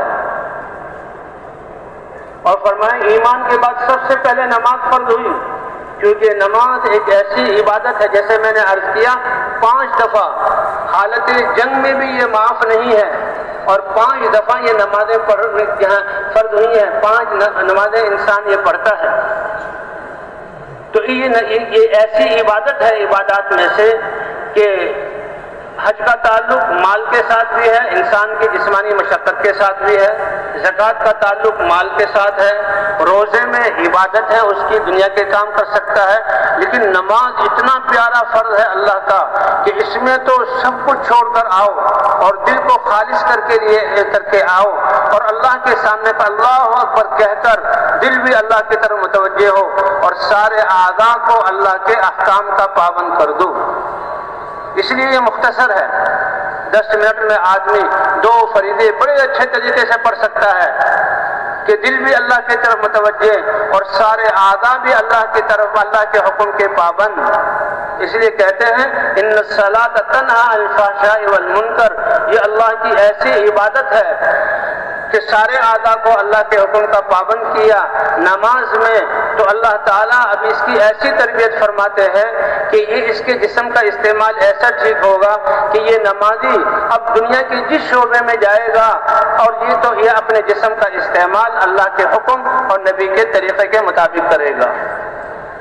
اس لیے فرمایا نمازی آدمی کی اگر جو ہے چیز وہ دنیاوی حالات اور اعمال ٹھیک نہیں ہے تو وہ خیر منائے اپنی نمازوں کی۔ یہ تو اللہ کا ارشاد ہے ان الصلاۃ تنہی عن الفحشاء والمنکر، کتنا بڑا یہ عمل ہے نمازوں کا۔ تو اللہ کے راستے میں نکل کر جہاں دعوت دے کر ایمان بنایا جاتا ہے وہاں نمازوں کے ذریعے سے اپنے جسم کے اعضاء کی تربیت کی جاتی ہے کہ جسم کا استعمال ٹھیک ہو جائے۔ اب 10 منٹ کے لیے انسان اپنے ہاتھ اور پاؤں، دل اور دماغ، آنکھیں اور زبان اور کام سب اللہ کے حکم کے پابند ہوتے ہیں۔ جس شخص نے نماز میں اپنے اعضاء کو اللہ کے حکم کا پابند کر لیا، بادشاہ کو دیکھو تو وہ اپنی بادشاہت میں اللہ کے احکام کو پورا کرے گا اور رعایت کے حقوق کو ادا کرے گا۔ یہ تاجر ہے تو اس کی تجارت پاکیزہ ہوگی، گاہکوں کے ساتھ اس کا معاملہ ٹھیک ہوگا۔ یہ صنعت کار ہے تو صنعت کارخانے کا چلانا اس کا اللہ کے حکم کے مطابق ہوگا، مزدوروں سے اس کا معاملہ ٹھیک ہوگا۔ اگر یہ زمیندار ہے تو زمینداری میں اس کے جسم کا استعمال ٹھیک ہوگا کیونکہ نماز اس کی درست ہو گئی اور اپنے ہاریوں سے اس کا معاملہ ٹھیک ہوگا۔ معاشرے میں پڑوس میں رہ رہا ہے تو اس کا اپنے پڑوسیوں سے، اسی طرح اگر یہ باپ ہے تو اپنے گھر والوں سے، سربراہ ہے تو گھر والوں سے، بیٹا ہے تو اپنے باپ سے، تمام جتنے جسم کے استعمال کے جو راستے ہیں سب میں اللہ اس کی زندگی کو درست کر دیں گے، کیونکہ اللہ فرماتے ہیں ان الصلاۃ تنہا عن الفحشاء والمنکر، کہ یہ نماز بے حیائی والے کاموں سے اور اللہ کی نافرمانیوں سے روکتی ہے۔ اگر ہم چاہتے ہیں ہمارا سارا معاشرہ ٹھیک ہو جائے، یقین بنا کر مسجدوں میں لانا، مسجد سے تعلق جوڑنا، نمازوں والا بنا دینا، نمازوں کو صحیح کر کے پڑھنے والا بنا دینا، زندگی کے سارے شعبوں میں رونقیں اور برکتیں آ جائیں گی، اور ہمارے سارے تجارت پاکیزہ بن جائے گی، زراعت پاکیزہ بن جائے گی، حکومت پاکیزہ ہو جائے گی، عدالتوں میں انصاف ہوگا، معاشرے میں ہمدردی خیرخواہی ہوگی، اور اسی طرح معاملات ان کے درست ہو جائیں گے، اخلاق ان کے اعلیٰ ہو جائیں گے۔ اس لیے ایمان کے بعد سب سے بڑا حکم اللہ تعالیٰ نے نماز کا دیا۔ ایک شخص تھے، وہ اسلام میں داخل ہوئے، پرانی چوری بھی کرتے تھے، کچھ اور بھی بدعنوانیاں کرتے تھے، تو حضور صلی اللہ علیہ وسلم صحابہ نے عرض کیا یا رسول اللہ فلاں نے کلمہ تو پڑھ لیا لیکن ابھی پرانی عادتیں گئی نہیں۔ حضور نے فرمایا نماز پڑھتا ہے؟ تو انہوں نے عرض کیا اللہ کے رسول نماز پڑھتا ہے۔ فرمایا پھر اطمینان رکھو، یہ نماز اس کی زندگی کو پاکیزہ بنا دے گی۔ صحابہ کہتے ہیں ہم نے اپنی آنکھوں سے دیکھا کہ وہ چند ہی دنوں میں ان کی زندگی پاکیزہ بن گئی۔ اس لیے بھائی اللہ یہ مسلمان اتنا قیمتی ہے، اس کی تربیت اس کی زندگی میں یہ تو ماں کی گود سے ہی شروع ہو جاتی ہے۔ ماں باپ مسلمان ہیں، اللہ نے ان کی گود کو بچے سے کی نعمت سے بھر دیا اور خوشیاں آ گئیں، تو یہ بچہ جو کتنا خوش قسمت ہے جس کے ماں باپ مسلمان ہوں۔ تو سب سے پہلے اس بچے کو ابھی نہلایا کپڑے پہنائے، آنکھیں کھل نہیں رہی، کانوں سے سن نہیں رہا، ہاتھ ہلا نہیں سکتا، پاؤں پر کھڑا نہیں ہو سکتا، لیکن اذان کے کلمات اس کے کانوں کے ذریعے دل تک پہنچا دیے جاتے ہیں۔ یہ اذان یہ کلمات ہیں، اللہم رب هذه الدعوت التامہ، اے اللہ دعوت تامہ کے مالک اور رب، جتنے نبیوں نے دعوت دی اور دعوت سے حق زندہ ہوا اور حق زندہ ہونے سے دنیا امن کا گہوارہ بنی اور باطل کو اللہ نے توڑا، ان سب کی دعوت کے کلمات کا خلاصہ ہے یہ اذان۔ اور اس بچے کو جو آج آیا ہے ماں باپ کے ایمان والا ہونے کی وجہ سے اب ہماری شریعت میں ہے کہ اس کے کان میں وہ اذان والے کلمات کہے جا رہے ہیں۔ ایک کان میں اذان ہے، دوسرے کان میں اقامت ہے، کہ جب اذان اور اقامت ہو گئی اب نماز کے کھڑے ہونے میں کتنی دیر تمہاری نماز جنازہ پڑھی جائے گی، تو دنیا کی اللہ کیسا کم کر کے بتلا رہے ہیں، اے میرے بندے میرے احکام کو اتنی تھوڑی سی دیر کے لیے ماننا۔ غزوہ بدر کے موقع پر حضور صلی اللہ علیہ وسلم کو بتلایا گیا کہ آپ کو فتح بھی دی جائے گی اور مقابلہ بھی ہوگا۔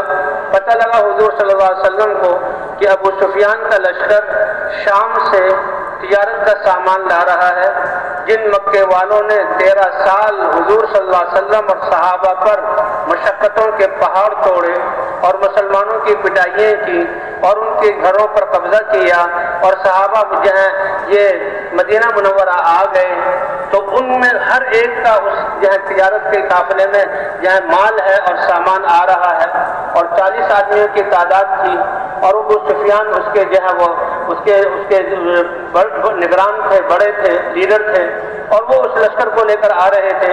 اللہ کے رسول کو بتایا گیا، اللہ کے رسول نے صحابہ سے کہا 313 وہاں پر موجود تھے کہ چلو اس قافلے کو آسانی سے ہم لے لیں گے، کیوں ان کے پاس ہتھیار ہیں، یہ ہتھیار اسلام کے خلاف استعمال ہوں گے، اور یہ وہ لوگ ہیں جنہوں نے ہمیں تکلیفیں دی 13 سال اور ہمارے مال پر قبضہ کیا، تو ہمارا حق بنتا ہے۔ کچھ صحابہ نے یہ بھی کہا یا رسول اللہ اتنی اجازت ہو کہ گھروں سے تلواریں تو لے آئے، ہم تو نماز پڑھنے آئے تھے، تو بالکل اجازت نہیں۔ تو کوئی ہتھیار بھی 10 سے زیادہ نہیں تھا، گھوڑا صرف ایک مقداد کے پاس تھا۔ حضور صلی اللہ علیہ وسلم اور اللہ کی طرف سے حکم چلے، لیکن اللہ نے اپنی قدرت کو ظاہر کرنا تھا۔ ایک یہ کہ یہ لشکر مل جاتا اور مال مل جاتا، اور حضور صلی اللہ علیہ وسلم اسی لیے گئے تھے کہ جنہوں نے ہمارے گھروں پر قبضہ کیا، جنہوں نے ہمارے مالوں پر قبضہ کیا، یہ مال ہم لے لیں، لیکن اللہ نے اپنی قدرت کو ظاہر کرنا تھا۔ تو ابھی ابو سفیان کا لشکر جو ہے وہ اس راستے پر آیا نہیں تھا، اللہ کے رسول اس راستے پر آگے پہنچ گئے اور ایک جگہ پڑاؤ ڈالا، رات کو ٹھہرے، آگے چلے۔ ابو سفیان اسی راستے سے آیا، کیونکہ جو مکہ کی راستہ جا رہا تھا یہ وہی امید تھی کہ اس پر اس لشکر سے مڑ بھیڑ ہو جائے گی، لیکن اللہ نے اپنی قدرت کو ظاہر کرنے کے لیے ابو سفیان کا لشکر پیچھے ہے، حضور کا لشکر آگے۔ ابو سفیان جب وہاں پہنچا، کیونکہ ان کو خطرے کی بو تو محسوس ہو رہی تھی، اور انہوں نے جو مسلمانوں کو تکلیفیں دی تھی ان کے دل ڈرے ہوئے تھے، چور کی داڑھی میں تنکا، گھبرائے ہوئے تھے، اور خطرہ تھا کہ مسلمان ہمیں کہیں روک نہ لیں، تو وہ خطرے کی بو کو سونگ رہے تھے۔ اب انہوں نے دیکھا، فوراً ان کی زبان پر آیا یہ تو محمد صلی اللہ علیہ وسلم اپنے لشکر کو لے کر نکلے ہیں۔ اور ابو سفیان اتنا ماہر تھا کہ وہاں اونٹ کی مینگنیاں پڑی ہوئی تھی اونٹوں کی، اس نے ایک مینگنی کو لیا، توڑا تو اونٹوں کو کھجوروں کی گٹھلیاں کھلائی جاتی تھی، تو کھجور کی گٹھلی سے پہچان گیا کہ یہ مدینے کے باغات کی کھجور کی گٹھلی ہے، اور اس کا مطلب یہ ہے کہ حضور ہماری تلاش میں نکلے ہیں۔ اور یہ سب اللہ نے دکھلایا اپنی قدرت کو ظاہر کرنے کے لیے۔ اس نے اپنا راستہ بدلا اور رفتار تیز کی، اور ایک شخص کو پیسے دے کر اور جو بہت زیادہ انعام دے کر دوڑایا گھوڑے پر کہ مکے میں جا کر اعلان کرو کہ اپنے لشکر کو بچاؤ۔ مکے میں کوہرام مچ گیا، اور 1000 نوجوان مسلح ہو کر ان 313 نہتے صحابہ کے مقابلے کے لیے نکل پڑے، اور اللہ یہ سب دیکھ رہے ہیں، اللہ یہ سب دیکھ رہے ہیں۔ اب یہ لشکر تو بچ کے نکل گیا، اور حضور صلی اللہ علیہ وسلم جب اس میدان غزوہ بدر میں پہنچے ہیں تو سامنے سے 1000 کا لشکر جرار اور جو ہے مسلح ہو کر آ رہا ہے، اور ان کے سامنے 313 صحابہ ہیں۔ تو اللہ نے اپنی قدرت کا اظہار کیا۔ سب سے پہلے تو ایسا ہوا کہ پہلے صحابہ کرام ایک میدان اور چکنی زمین پر ٹھہرے، لیکن ایک صحابی نے، حباب ابن منذر نام ہے، یا رسول اللہ اس جگہ پر ٹھہرنا اگر وحی ہے اور آپ کا قطعی فیصلہ ہے پھر تو بولنے کی گنجائش نہیں، لیکن اگر آپ کی رائے ہے تو میری رائے میں اس کو چھوڑ کر دوسری جگہ لے لیں۔ تو حضور نے اپنی رائے بدل دی، بتلایا امت کو کہ مشورے میں قطعی امر نہ ہو تو مشورے سے رائے کو بدلا جا سکتا ہے۔ وہ جگہ بدلی تو خیر ہو گئی کہ سب سے پہلے اللہ نے جو مدد کی بارش برسا دی۔ بارش کے برسنے سے چکنی جگہ تھی وہاں کیچڑ بن گیا، حرکت کرنا بھی مشکل ہو گیا، وہ کفار کے حصے میں آئی، اور جو ریتیلی جگہ تھی جہاں مسلمان تھے وہ ریت جم گئی، اور بارش کی وجہ سے مسلمانوں کی پیاس اور جانوروں کی وہ بھی دور ہو گئی۔ سب سے پہلے مدد تو اللہ نے یہ کی۔ تو کام چلتا ہے اللہ کی مدد سے۔ اور دوسرا اللہ تعالیٰ نے فرماتے ہیں قرآن میں کہ قرآن کی آیات ہے کہ ہم نے کافروں کی تعداد کو کم کر کے تمہارے سامنے دکھلایا تاکہ تمہارے دل جو ہے وہ پشمردہ نہ ہو جائیں اور تم بے حوصلہ نہ ہو جاؤ۔ یہ تو بہت تھوڑے سے ہیں، تمہاری ہمت کوئی بات نہیں، اللہ کی مدد بھی ہمارے ساتھ ہے۔ اور کہا کہ کفار کی نظروں میں مسلمانوں کو 313 سے بھی کم کر کے دکھلایا تاکہ ان کی بھی جرأت ہو اور اللہ اپنی قدرت کو ظاہر کرے۔ اور کہتے ہیں جب ابو جہل آ رہا تھا یہ کافروں کے لشکر کو 1000 کے لشکر کو لے کر، تو کئی دفعہ انہیں ارادہ بھی کیا کہ ابو سفیان کا لشکر تو بچ کے نکل گیا ہے لہذا ہم واپس چلے جائیں، لیکن بعض شرارتیوں اور شیطان بھی ان کے ساتھ تھا، اور شیطان ایک سردار کی شکل میں تھا۔ شیطان اس زمانے میں مشروں میں بھی بیٹھتا تھا اور ایسے لشکروں میں بھی آتا تھا، اور اس نے ابو سفیان کا اور ایک ابو جہل کے بھائی کا ہاتھ پکڑا ہوا ہے اور جو کافروں کو ابھارتا ہوا لا رہا ہے۔ اتنے میں جب میدان بدر میں وہ پہنچا تو آسمان سے فرشتے اتر رہے تھے۔ فرشتوں کو اترتا ہوا دیکھ کر شیطانوں سے ہاتھ چھڑایا اور بھاگا، کہا میں جو دیکھ رہا ہوں وہ تم اس کو نہیں دیکھ رہے۔ اللہ نے بارش کے ذریعے بھی مدد کی، اور اللہ تعالیٰ نے یہ کم دکھلا کر بھی مسلمانوں کی مدد کی۔ اور پھر جو ہے جب فرشتے اللہ نے اتارے کہ 1000 فرشتے اترے، پھر 2000 فرشتے اترے، اور اللہ نے فرمایا فرشتے تو تمہارے دل کو باندھنے کے لیے اترے ہیں، یہ بشارت کے لیے اترے ہیں۔ تم کہو گے 5000 جو ہم فرشتے ایسے گھوڑوں پر جو نشان زدہ ہو ہم بھیج دیں گے، لیکن اس سے بڑی بات کہ اللہ کی مدد تمہارے ساتھ ہے، اللہ کی مدد تمہارے ساتھ ہے۔ اور حضور صلی اللہ علیہ وسلم اس وقت میں نماز میں کھڑے ہوئے، اللہ نے ایک تو شیطان بھاگا اور دوسرے حضور صلی اللہ علیہ وسلم نے فرما دیا کہ دیکھو ابو جہل یہاں گرے گا اور عتبہ یہاں گرے گا، شیبہ یہاں گرے گا، فلاں یہاں قتل ہوگا۔ میدان جنگ جب جنگ ختم ہوئی، میدان میں دیکھا کہ جو حضور صلی اللہ علیہ وسلم نے اشارہ کیا تھا 70 افراد ان کے قتل ہوئے اور 70 افراد کو صحابہ کرام قید کر کے مدینے لے آئے۔ لیکن حضور صلی اللہ علیہ وسلم، حضرت ابوبکر صدیق رضی اللہ تعالیٰ عنہ فرماتے ہیں کہ ہم نے حضور صلی اللہ علیہ وسلم کے لیے ایک سایہ دار جھونپڑا سا بنا دیا۔ آپ صلی اللہ علیہ وسلم نماز میں کھڑے ہو گئے، حالانکہ آپ اللہ کے رسول ہیں، دین کے لیے نکلے ہیں، اللہ کی مدد وعدے ہے، لیکن پھر بھی آپ نماز میں، اور نماز میں آپ دعا کر رہے ہیں اور اللہ کے سامنے رو رہے ہیں، آنسو بہ رہے ہیں، آنسوؤں سے داڑھی مبارک تر ہوئی اور داڑھی سے آنسو گرتے ہوئے دامن تر ہوا، اور دامن تر ہو کر جہاں کھڑے ہوئے تھے وہاں بھی آنسو گرے، اتنے آنسو بہائے کہ وہاں کیچڑ بن گیا۔ اور حضرت ابوبکر صدیق رضی اللہ تعالیٰ عنہ آئے، اے اللہ کے رسول بس کیجئے، اللہ کی مدد آ گئی۔ اور صحابہ کرام جب مقابلہ ہوا تو 70 جو ہے کافر قتل ہوئے اور 70 کو قید کیا گیا۔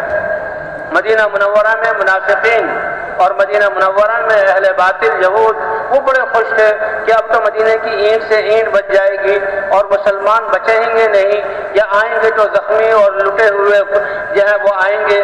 لیکن جن لوگوں نے آ کر بتایا، لوگوں مدینے والوں سن لو، اللہ نے اپنی رحمت سے مسلمانوں کو فتح عطا فرما دی۔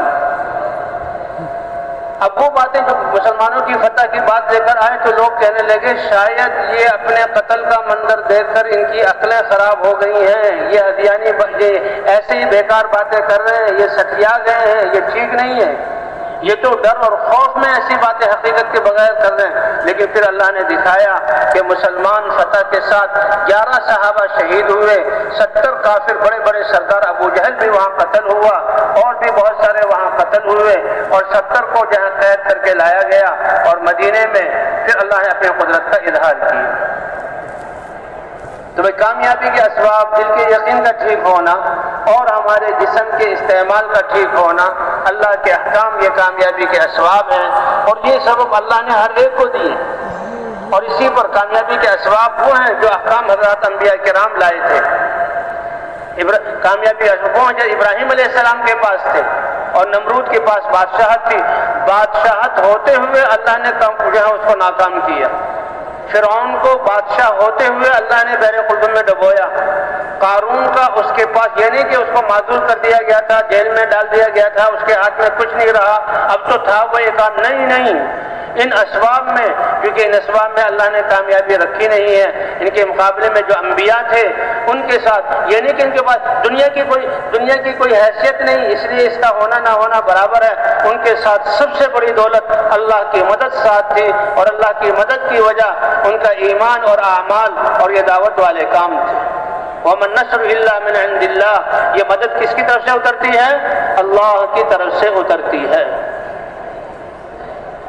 اس لیے ابراہیم علیہ السلام وہ اللہ کے نبی ہیں، اللہ کی نصرت ان کے ساتھ ہے، سب سے بڑی طاقت ان کے ساتھ ہے، اور ان کے مقابلے میں نمرود، موسیٰ علیہ السلام، اللہ کی مدد ان کے ساتھ ہے، وہ بے سہارا نہیں ہیں۔ یہ تو دنیا کے اسباب ہیں جن کو ہم جو ہے ذریعہ سمجھتے ہیں، ان کی کوئی حیثیت نہیں، یہ تو بے جان ہے، ان سے وہ ہوگا جو اللہ چاہیں گے، اور یہی حضرات انبیاء کرام کی دعوت تھی۔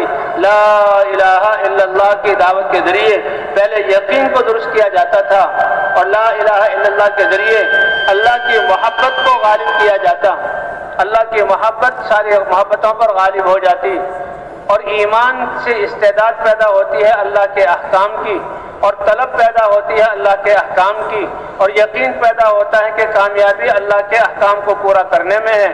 اللہ اپنا دین اتارتے تھے، اور حضرات انبیاء کرام دعوت کے ساتھ ساتھ اپنی امتوں کو وہ دین سکھاتے تھے۔ جب یہ حق دین کچھ لوگوں کی ذات میں وجود میں آ جاتا، پھر اللہ باطل کو ختم کر کے زمین کا وارث ایمان والوں کو بناتے تھے، اور اللہ کا یہ وعدہ ہے، وعد اللہ الذین آمنوا منکم وعملوا الصالحات ليستخلفنهم فی الارض، کہ تم میں سے جو ایمان اور اعمال والے ہوں گے جن کے پاس یہ دولت ہوگی، اللہ کا وعدہ ہے ساری دنیا والے بادشاہوں سے بادشاہتیں لے کر اور سیٹیں والوں سے سیٹ لے کر اللہ ایمان اور اعمال والوں کو خلافت عطا فرمائیں گے، جیسے پیچھے جو ہے ایمان اور اعمال والوں کو اللہ نے خلافت عطا فرمائی ہے۔ تو اس طرح حضرات انبیاء کرام جب کلمے کی دعوت دیتے تھے، ایمان بنتا تھا، پھر اللہ کا دین اترتا اور دین پر لوگ عمل کرنے والے بنتے۔ اللہ تعالیٰ باطل کے خلاف فیصلہ فرما کر کتنی قوموں کو اللہ نے مٹایا ان حق والوں کے موجود ہونے کی صورت میں، اور قوموں کا نام و نشان مٹ گیا، ایمان والوں کو وارث بنایا اور آگے ان کی نسلیں چلی۔ لیکن جب نبی چلے جاتے اور محنت چھوٹ جاتی تو پھر انسانیت الٹے پاؤں لوٹتی، اللہ پاک کسی قوم کو ہلاک نہ کرتے، پھر دوسرا نبی بھیجتے۔ 1,24,000 انبیاء کرام آئے اور ہوتے ہوتے سب سے آخر میں اللہ نے نبیوں کے سردار اپنے حبیب حضرت محمد صلی اللہ علیہ وسلم کو اسی کلمے کی دعوت اور پورا ضابطہ حیات اور وہ اعمال جس سے انسان دنیا آخرت میں کامیاب ہو، یہ دین دے کر بھیجا۔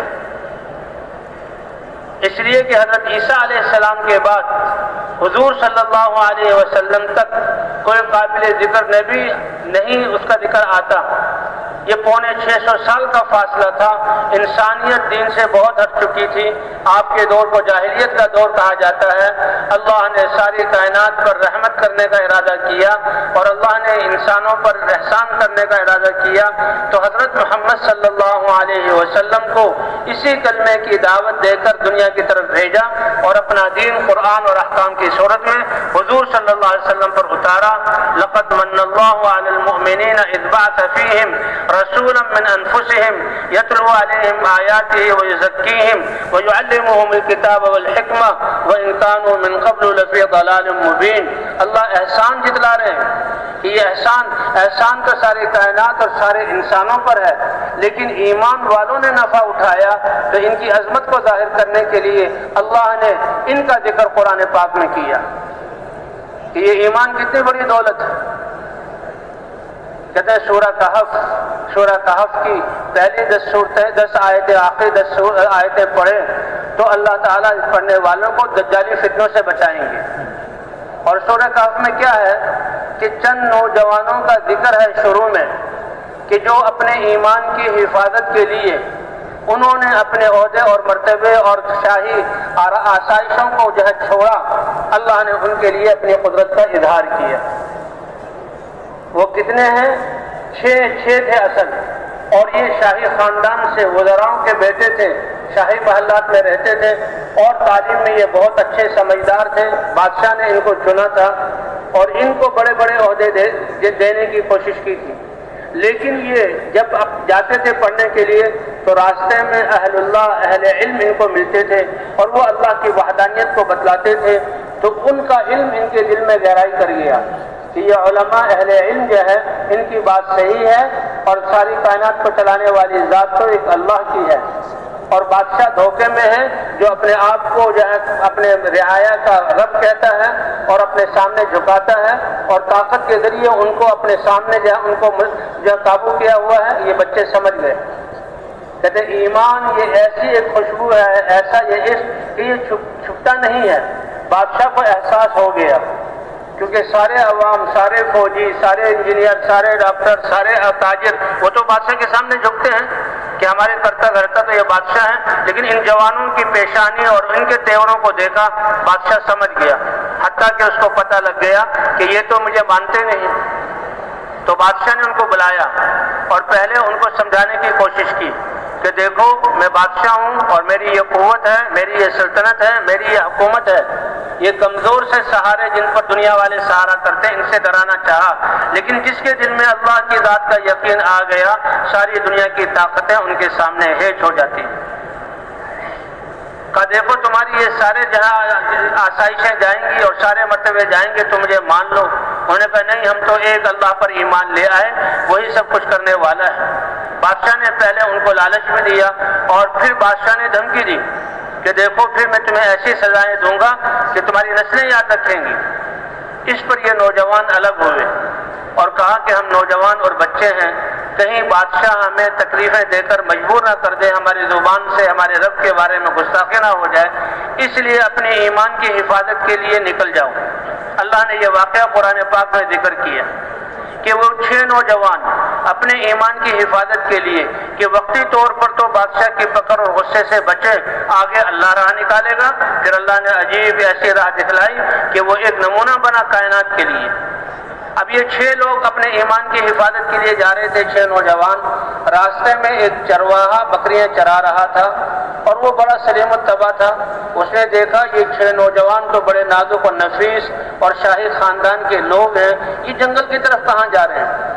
پوچھا کیا بات ہے، آپ لوگ اکٹھے ہو کے کہاں جا رہے ہیں؟ انہوں نے کہا بات یہ ہے کہ ہمیں تو اللہ نے ایمان عطا کیا، ہم نے اللہ کو پہچانا، ہم اپنے ایمان کی حفاظت کے لیے جا رہے ہیں، اس لیے سب کچھ چھوڑ دیا۔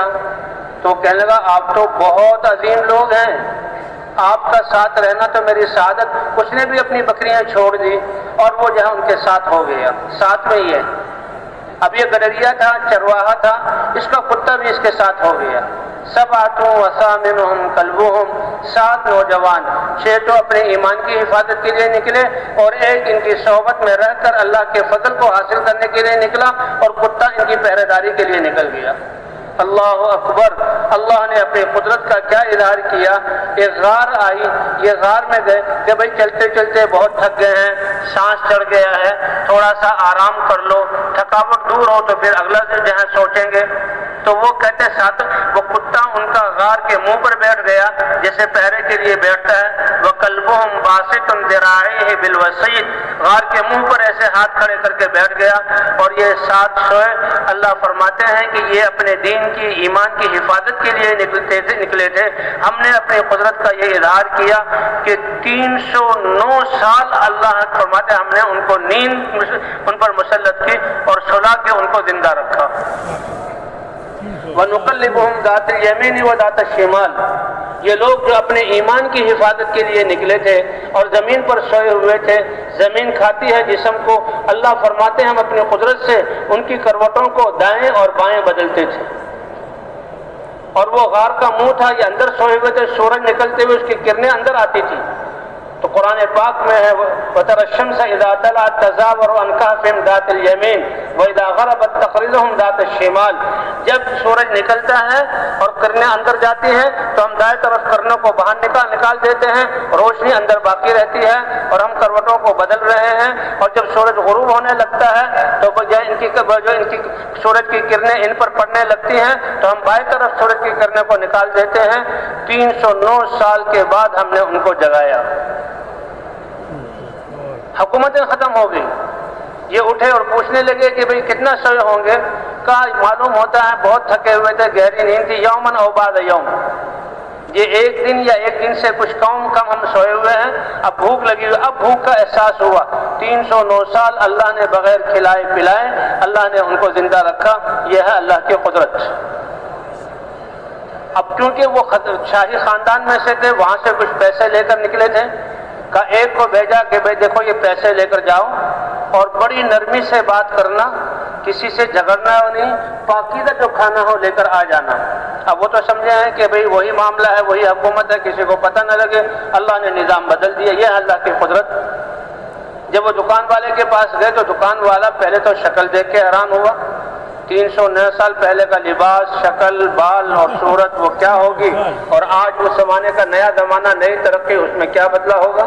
لیکن چلو جنگل سے کوئی آیا ہے، کھانا بھی لیا، کھانا لے کر اب جب پیسے دینے لگا تو وہ تو سکے جیسے کہ کسی خزانے کے ہو، اس پر بات بڑھ گئی، بھئی یہ پیسے کہاں سے ہے، تم کہاں سے آئے ہو، اور بات بڑھتے بڑھتے کہ یہ تو ایک خزانہ ہے، اور پھر ایسے آدمی کا جس کی یہ کیفیت ہے جیسے جنگل کا لگتا ہے، یہ کہاں سے آیا، بادشاہ تک بات پہنچ گئی۔ اور اس زمانے کا بادشاہ ایمان والا تھا اور عوام بگڑی ہوئی تھی، اور وہ دعائیں کرتا تھا۔ کیسے ایمان والے ہمدرد ہوتے، اے اللہ اپنی قدرت کا کوئی اظہار کر دے، میری رعایا ایمان والی بن کر نجات پالے۔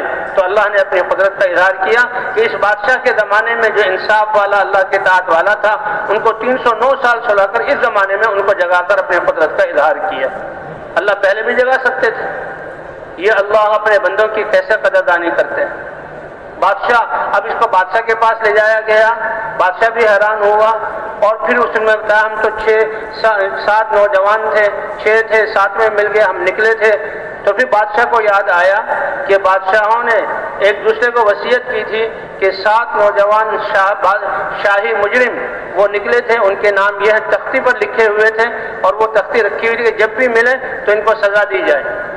تو بادشاہ کو یہ بات معلوم تھی، اس نے وہ تختی منگائی، تو جو وہ 6 نام اس نے بتائے تھے وہی نام تھے۔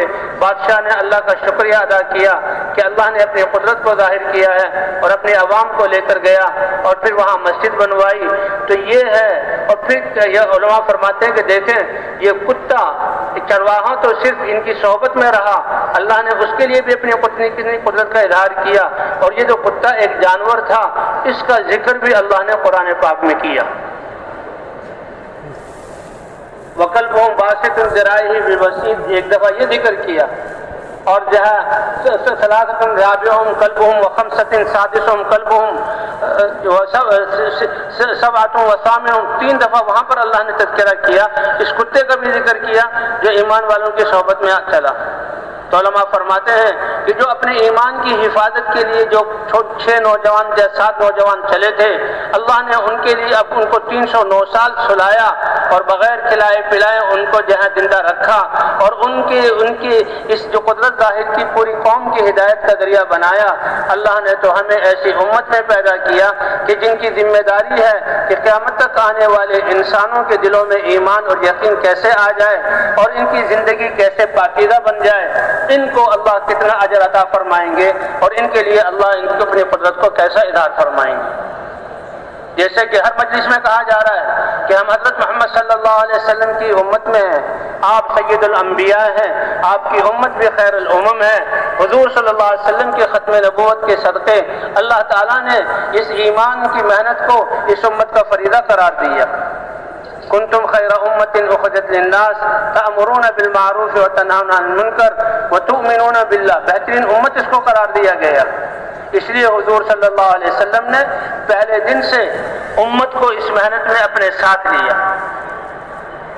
ایمان کا حکم آیا، ایمان کی آپ دعوت دے رہے ہیں، اور جو ایمان قبول کرتا ہے وہ فوراً اس کی دعوت کو شروع کرتا ہے۔ اس لیے حضور صلی اللہ علیہ وسلم کے ساتھ جو ایمان صحابہ کی سیرت بیان ہے، ہر ایک دعوت کو لے کر کھڑا، مرد بھی عورت بھی۔ حضور صلی اللہ علیہ وسلم نے حضرت خدیجہ رضی اللہ تعالیٰ عنہ کو سب سے پہلے گھر والوں میں دعوت دی، اے خدیجہ لات اور عزیٰ سے برات ظاہر کرو، اور اشہد ان لا الہ الا اللہ اشہد ان محمد رسول اللہ، اس کی گواہی دو۔ حضرت خدیجہ رضی اللہ تعالیٰ عنہ نے عرض کیا، اے اللہ کے رسول، آپ اپنے اتنے بڑے کام کی ابتدا میری ذات سے کر رہے ہیں، تو اس لیے میں اس سعادت کو حاصل کرتی ہوں اور فوراً لا الہ الا اللہ کی گواہی دیتی ہوں۔ انت اول من يدعو وانا اول من يستجيب، اور دعوت کو قبول کر کے بہت بڑی تاجرہ تھی، اور شام مال جاتا تھا اور مکے میں بکتا تھا، شام سے مکے میں مال آتا وہاں بکتا تھا، نعمتوں کی یہ فراوانی تھی۔ حضور صلی اللہ علیہ وسلم کا یہ خانوادہ تھا، بچے تھے، لیکن جو ہی کلمہ پڑھا تو تجارت کی فکر کو چھوڑ کر اب انسانیت کو، مردوں عورتوں کو کفر سے کیسے بچانا، جہنم سے کیسے بچانا ہے، اس دعوت میں لگی، اور اپنا مال حضور پر خرچ کیا، حضور کے دین پر خرچ کیا، صحابہ اور یتیموں اور بیواؤں پر خرچ کیا، یہاں تک کہ تھوڑے ہی دنوں میں گھر کا سارا سامان ختم ہو گیا اور فاقے کی نوبت آ گئی، اور حضور صلی اللہ علیہ وسلم اپنے گھر سے بھوک کی حالت میں بیت اللہ جا رہے ہیں۔ لیکن بھئی یہ بھوک اللہ کے دین کی وجہ سے، یہ کتنی اللہ کے ہاں اس کی قدر ہے۔ جبرائیل علیہ السلام آئے اور عرض کیا، اے اللہ کے رسول، آپ کے گھر میں فاقہ، تو سنیے اللہ نے آپ کی بیوی خدیجہ کو اس فاقے کی وجہ سے سلام بھیجا ہے۔ اس لیے یہ امت حضور صلی اللہ علیہ وسلم کے ساتھ دعوت میں شریک، پہلے دن سے حضور صلی اللہ علیہ وسلم نے امت کو دعوت میں شریک کیا۔ ہر مسلمان مرد اور عورت وہ دعوت دینے والا تھا۔ مدینہ منورہ مہاجرین جو آئے اور انصار مدینہ وہ تو پہلے ہی قرضوں میں دبے رہتے تھے، اب مہاجرین کا خرچہ بھی آ گیا، انہوں نے ان کو جگہیں بھی دی، انہوں نے ان کے جہاں کھانے بھی دیے، اور انہوں نے ہر چیز میں ان کا ہاتھ بٹایا، خرچے ان کے زیادہ ہو گئے، اور صاحب انصار مدینہ بھی دین کی خدمت میں لگے، کمائی کا وقت کم ہو گیا، لیکن اللہ نے ان کی جانوں مالوں میں ایسی برکت دی کہ ان کو غنی بنا دیا۔ اور 10 سال کی مدینہ منورہ کی زندگی میں حضور نے صحابہ کو اپنے گھروں کو مرتب کرنے اور گھروں کو بنانے کے لیے نہیں چھوڑا، بلکہ 100 سفر صحابہ سے کروائے ہیں، اس زمانے کے سفر کہ صحابہ کرام اس دین کی محنت کو لے کر نکلتے تھے۔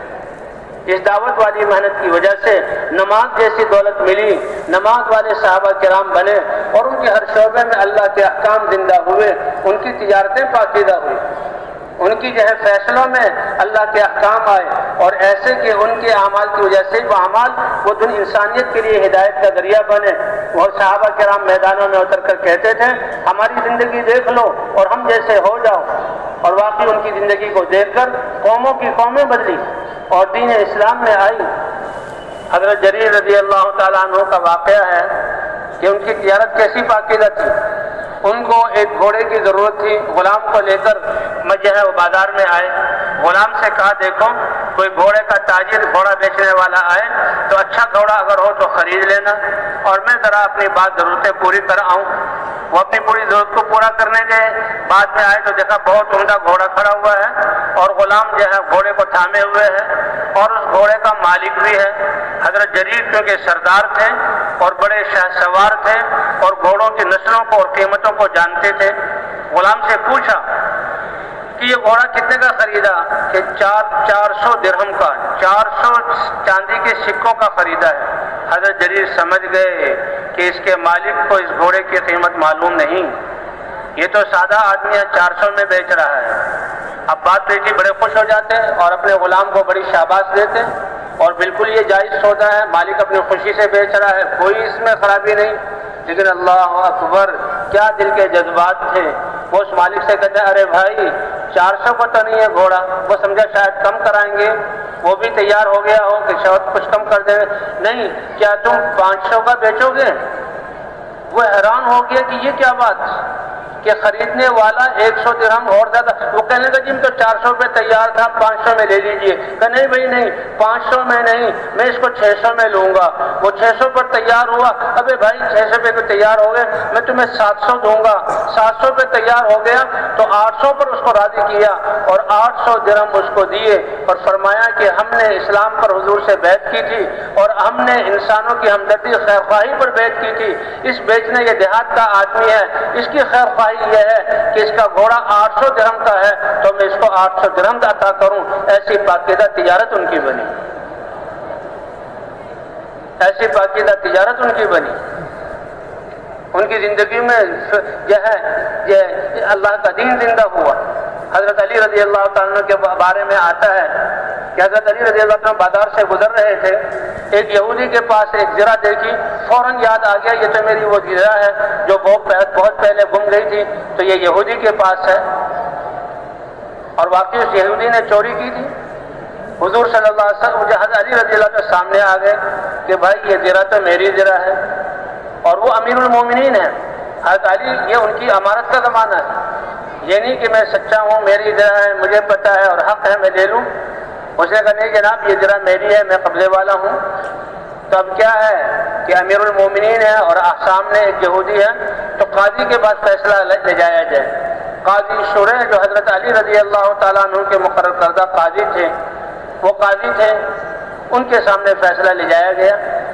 تو حضرت قاضی شرح نے کہا امیر المومنین آپ مدعی ہیں، اس زرہ کا دعویٰ کر رہے ہیں یہ آپ کی ہے، اور آپ کا خصم اور مقابل یہودی ہے جس کے قبضے میں ہے۔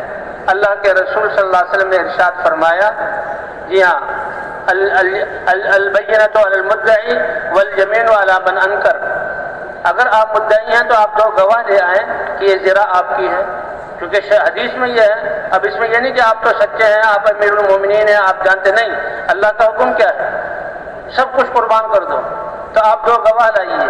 حضرت علی رضی اللہ تعالیٰ نے کیا اے شرح انہی کے بنائے ہوئے قاضی، میرے 2 گواہ ہیں میرے پاس، ایک گواہ جو ہے وہ میرا آزاد کردہ غلام قمبر ہے، اور دوسرا جو ہے میرا گواہ جو ہے میرے بیٹے حسن یا حسین، ان دونوں میں سے کوئی ایک ہے۔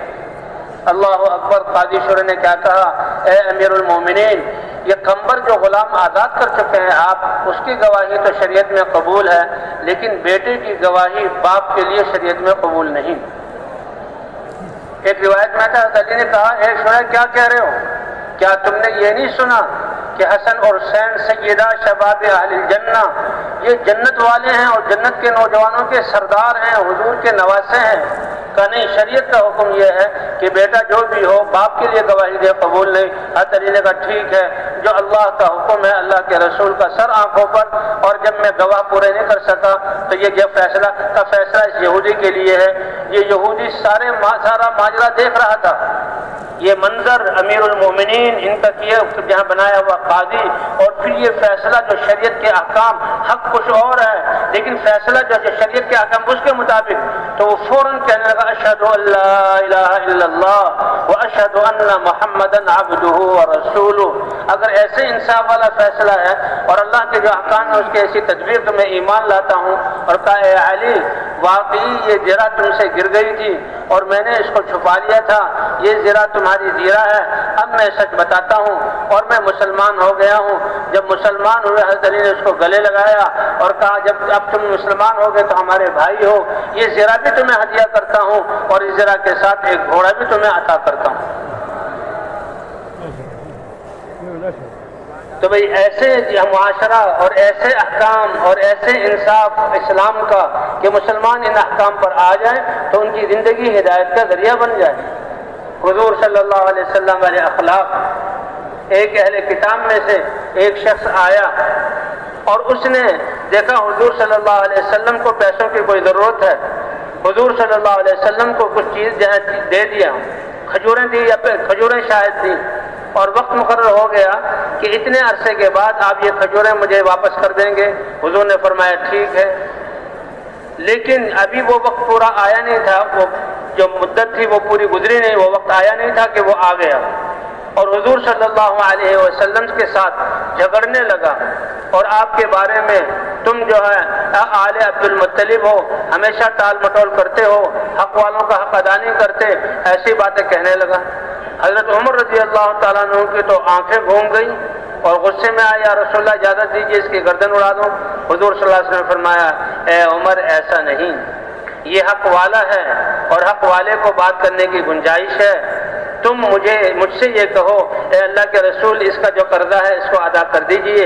ہاں اس کو اتنا کہہ سکتے ہو او بھائی مانگنے میں ذرا تہذیب والا طریقہ اختیار کرو، اے جاؤ عمر یہ جو ہے یہ اس کی جاؤ اپنے وہاں جو خزانہ ہے اس میں سے جو اس کا حق ہے وہ بھی ادا کرو اور کچھ اس کو زائد بھی کھجوریں دے دو، یہ تم نے جو غصے سے اس کو ڈانٹا ہے اس ڈانٹ کے بدلے میں یہ زائد دے دو۔ یہ فیصلہ جو حضور کا سنا تو وہ فوراً اس نے کہا اشہد ان لا الہ الا اللہ واشہد ان محمدً عبدہ ورسولہ۔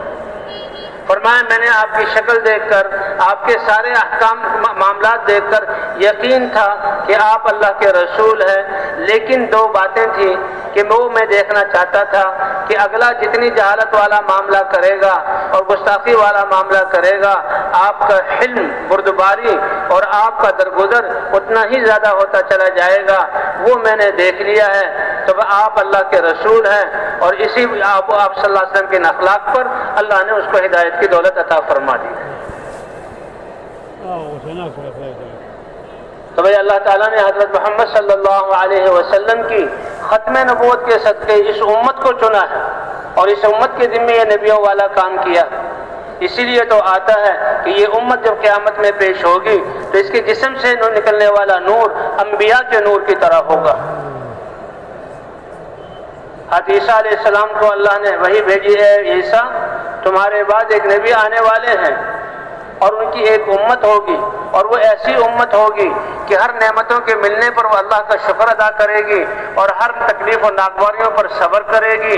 ولا علم لهم ولا حلم، ان کے پاس اپنا کوئی علم بھی نہیں ہوگا، ان کے پاس اپنا کوئی حلم بھی نہیں ہوگا۔ حضرت عیسیٰ علیہ السلام بڑے حیران ہوئے، اے اللہ علم بھی نہیں اور حلم بھی نہیں، پھر نعمتوں پر اترانا نہیں بلکہ اللہ کے سامنے جھکنا، شکر ادا کرنا، احسان مند ہونا اور مصیبتوں کے آنے پر صبر کرنا کہ یہ اللہ کی طرف سے ہے، یہ کیسے ہوگا؟ تو اللہ تعالیٰ نے فرمایا اے عیسیٰ وہ امت اتنی پیاری ہوگی کہ ان کو اپنے علم میں سے میں علم عطا کروں گا اور اپنے حلم میں سے ان کو میں حلم عطا کروں گا۔ اس لیے بھئی حضور صلی اللہ علیہ وسلم مکہ مکرمہ میں چاہے مرد ہے یا عورت ہر ایک دعوت دے رہا ہے اور دعوت کے راستے میں تکلیفوں کو جھیل رہا ہے۔ بلال کو کیسے جن تکلیفیں دی گئیں، حضرت خباب کو کیسے تکلیفیں دی گئیں، حضرت زنیرہ کو کیسے پیٹا گیا، سمیہ نے شہادت حاصل کی، اور مدینہ منورہ میں آ کر انصار اور مہاجرین سب کے سب اللہ کے راستے میں نکل رہے ہیں، اور اللہ تعالیٰ نے حضور صلی اللہ علیہ وسلم نے 100 سفر اس دین کے پیغام کو پہنچانے کے کروائے، اور حضور صحابہ کے لیے سب سے بڑی قربانی مدینے جیسے شہر کو چھوڑنا، مسجد نبوی کی نمازوں کو چھوڑنا، آپ صلی اللہ علیہ وسلم کے دیدار کو چھوڑنا، اس کو قربان کرنا، اور حضور پر جو علم اتر رہا ہے اس کو قربان کرنا، تاکہ انسانیت کو جہنم سے نجات مل جائے۔ یہ اتنا بڑا امر ہے اللہ کے ہاں کہ صحابہ کرام نے ان ساری چیزوں کو چھوڑا تاکہ انسانیت جو ہے جہنم سے بچ جائے۔ اور اللہ نے قرآن پاک میں اتارا، رجال صدقوا ما عاهدوا الله عليه فمنهم من قضى نحبه ومنهم من ينتظر۔ صحابہ کو کامل مرد اللہ گواہی دے رہے ہیں، اللہ یہ اعزاز دے رہے ہیں، اللہ یہ انعام ان کو عطا فرما رہے ہیں، اور اللہ بتا رہے ہیں کہ دیکھو جو انہوں نے اللہ سے وعدہ کیا تھا، اے اللہ ہم تیرے بندے ہیں، ہماری جان اور مال اور صلاحیتیں تیری رضا اور تیرے دین کو زندہ کرنے کے لیے لگیں گی۔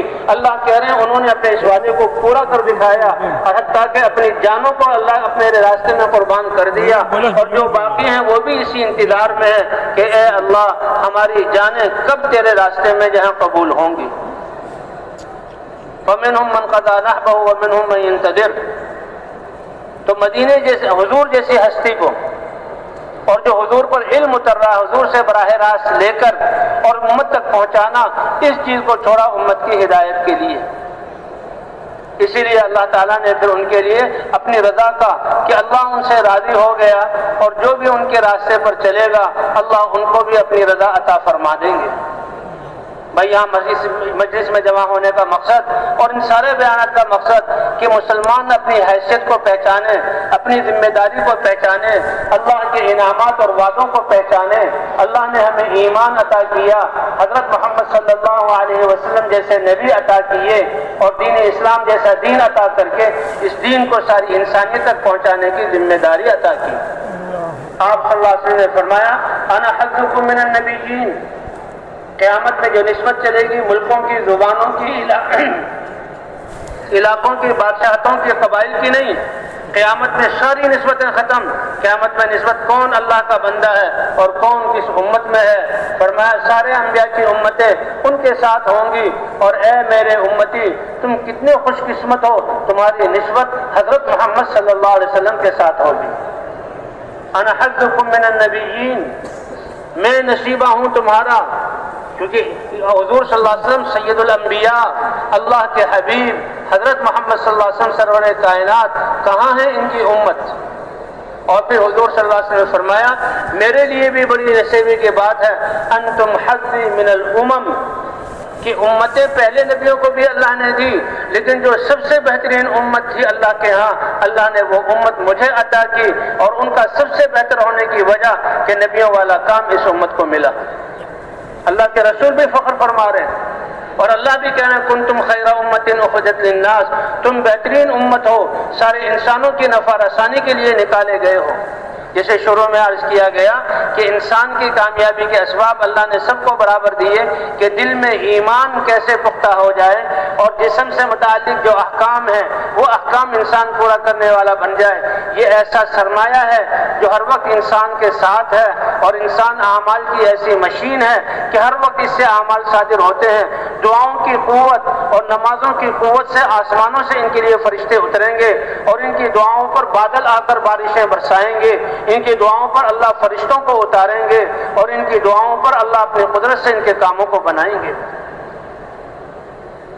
اللہ تعالیٰ نے ہمیں، اور یہ پھر ایسا سرمایہ ہے ہر وقت انسان کے ساتھ ہے، اور پھر یہ ایسی مشین ہے ہر وقت ایک وقت میں کتنے اعمال یہ کر سکتا ہے۔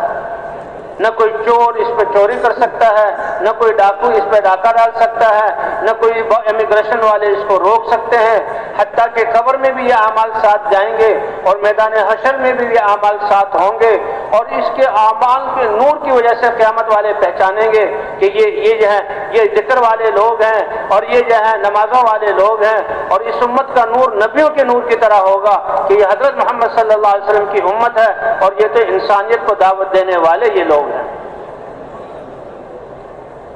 یہ حضور نے فرمایا کہ خیر امت جو اللہ نے بنائی وہ مجھے عطا فرمائی، یہ میرا نصیبہ ہے۔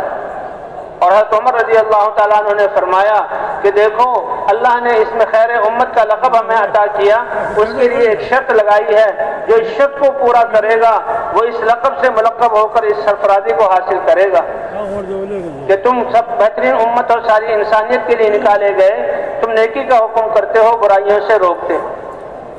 تو اس لیے حضور صلی اللہ علیہ وسلم نے بھی کہ اللہ کے راستے میں نکلنے کے فضائل، ایک دفعہ صحابہ رات کے وقت جو ہے جو حضور صلی اللہ علیہ وسلم نے تشکیل کی تو صحابہ پوچھنے لگے یا رسول اللہ، اس زمانے کے اندھیرے، اس زمانے کے راستے نشب فرات والے، اس زمانے کے راستوں کے خطرات کہ سورج جو نکلے کچھ روشنی ہو جائے، چاند نہ ہو جائے تو نکلے، یا رسول اللہ ہم راتوں ہی کو اللہ کے راستے میں نکل جائیں یا ہم جو ہے صبح کو نکلیں؟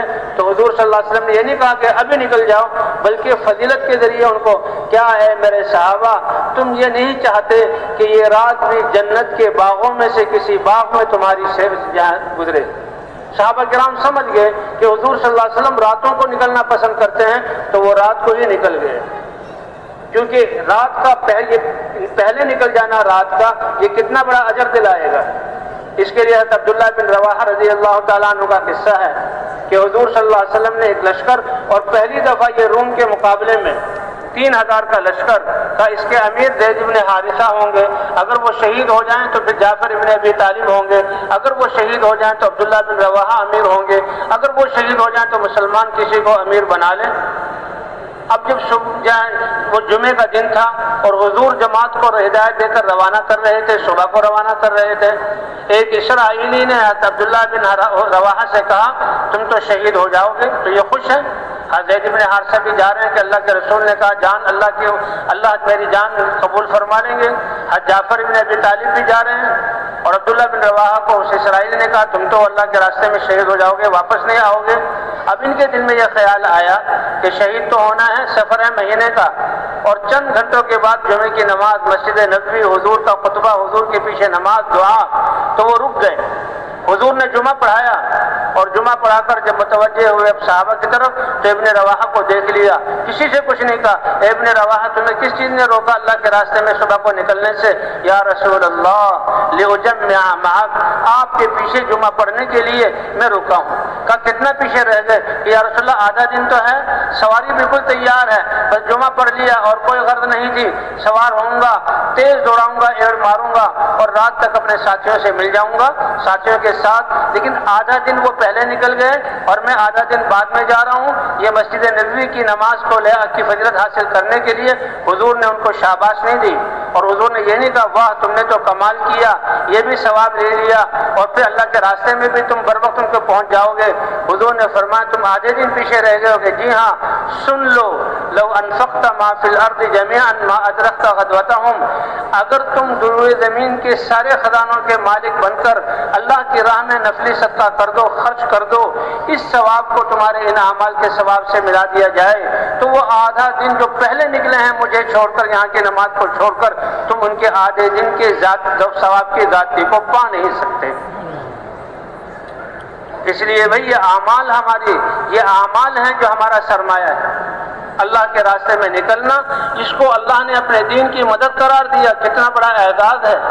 حضرت مولانا الیاس صاحب رحمۃ اللہ علیہ، لوگ ان کے پاس آتے تھے کہ جی سود ہم پر جہاں غالب آ گیا، ہم بنیوں کے جہاں شکنجے میں پھنس گئے، تو اللہ کے راستے میں نکل جاؤ۔ ایک آیا کہ جی بچے بیمار ہیں، گھر والے بیمار، اللہ کے راستے میں نکل جاؤ۔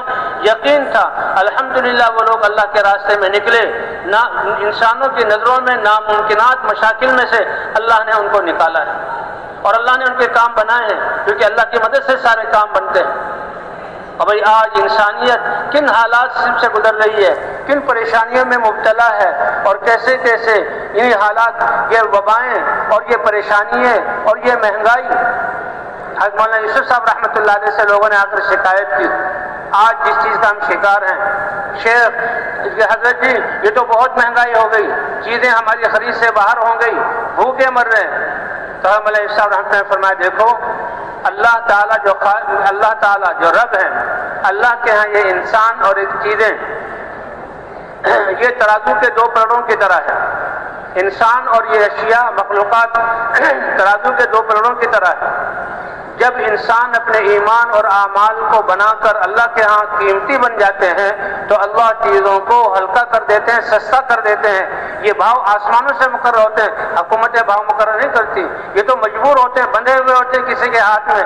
فیصلے کی ڈور اللہ کے ہاتھ میں ہے. فرمایا انسان ایمان اور اعمال سے جب اپنے آپ کو قیمتی بنا لیتا ہے، اللہ تعالیٰ چیزوں کی فراوانی اور ان کو سستا کر کے لوگوں تک پہنچا دیتے ہیں.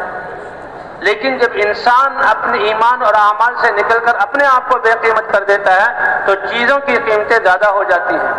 لہذا ان حالات میں ہمیں تو اے اللہ ہمیں ان زلزلوں سے بچا، اے اللہ ہمیں ان وباؤں سے بچا، اے اللہ ہمیں اس مہنگائی اور بھوک سے بچا.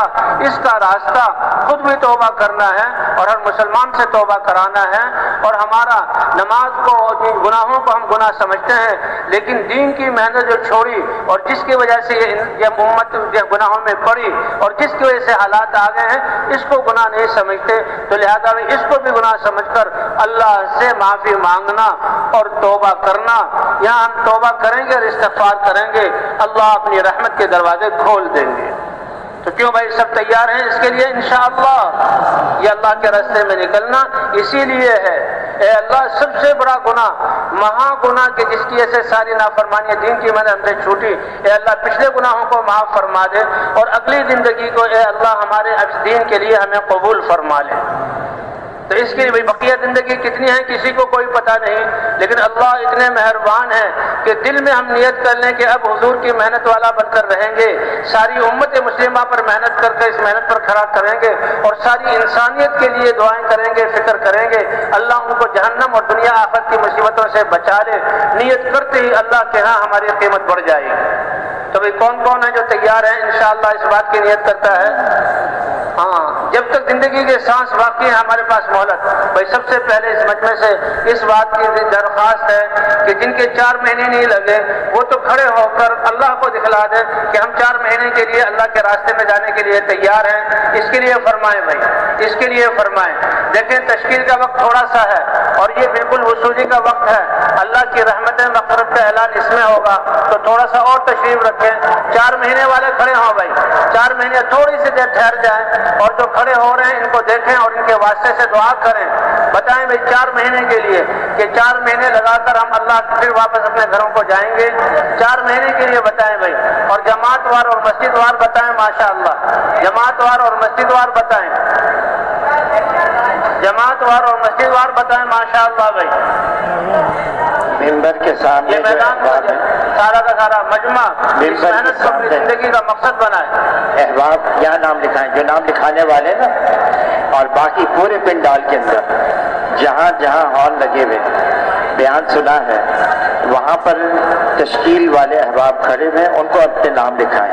جیسے فرمایا ملکوں کے لیے بھی، اندرون ملک کے لیے بھی 4 مہینے.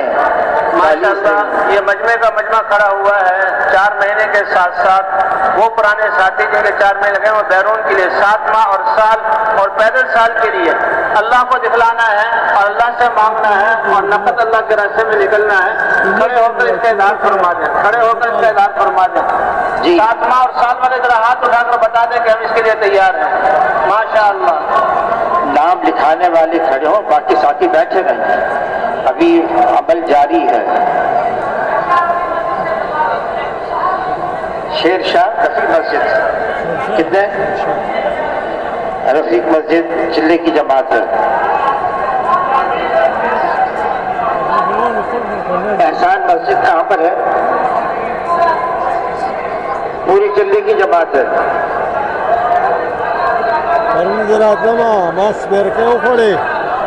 قصبہ کالونی سے 7 ماہ کی جماعت ہے. کہاں سے 4 مہینے کی جماعت ہے؟ بھائی آپ سنیں جی سنوا دیں جی. قصبہ کالونی مدینہ مسجد سے 4 مہینے کی جماعت ہے.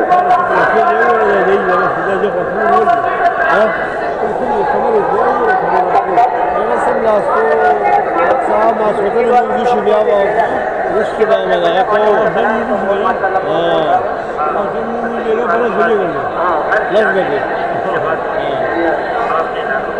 کیا میں کوشش ہوں میں جاؤں جمعے منظر ہے جلتا میرا رسول ماشاء اللہ بھائی اللہ نے دیکھ لیا، اللہ ہر ایک کے عزم کو سمجھتے ہیں،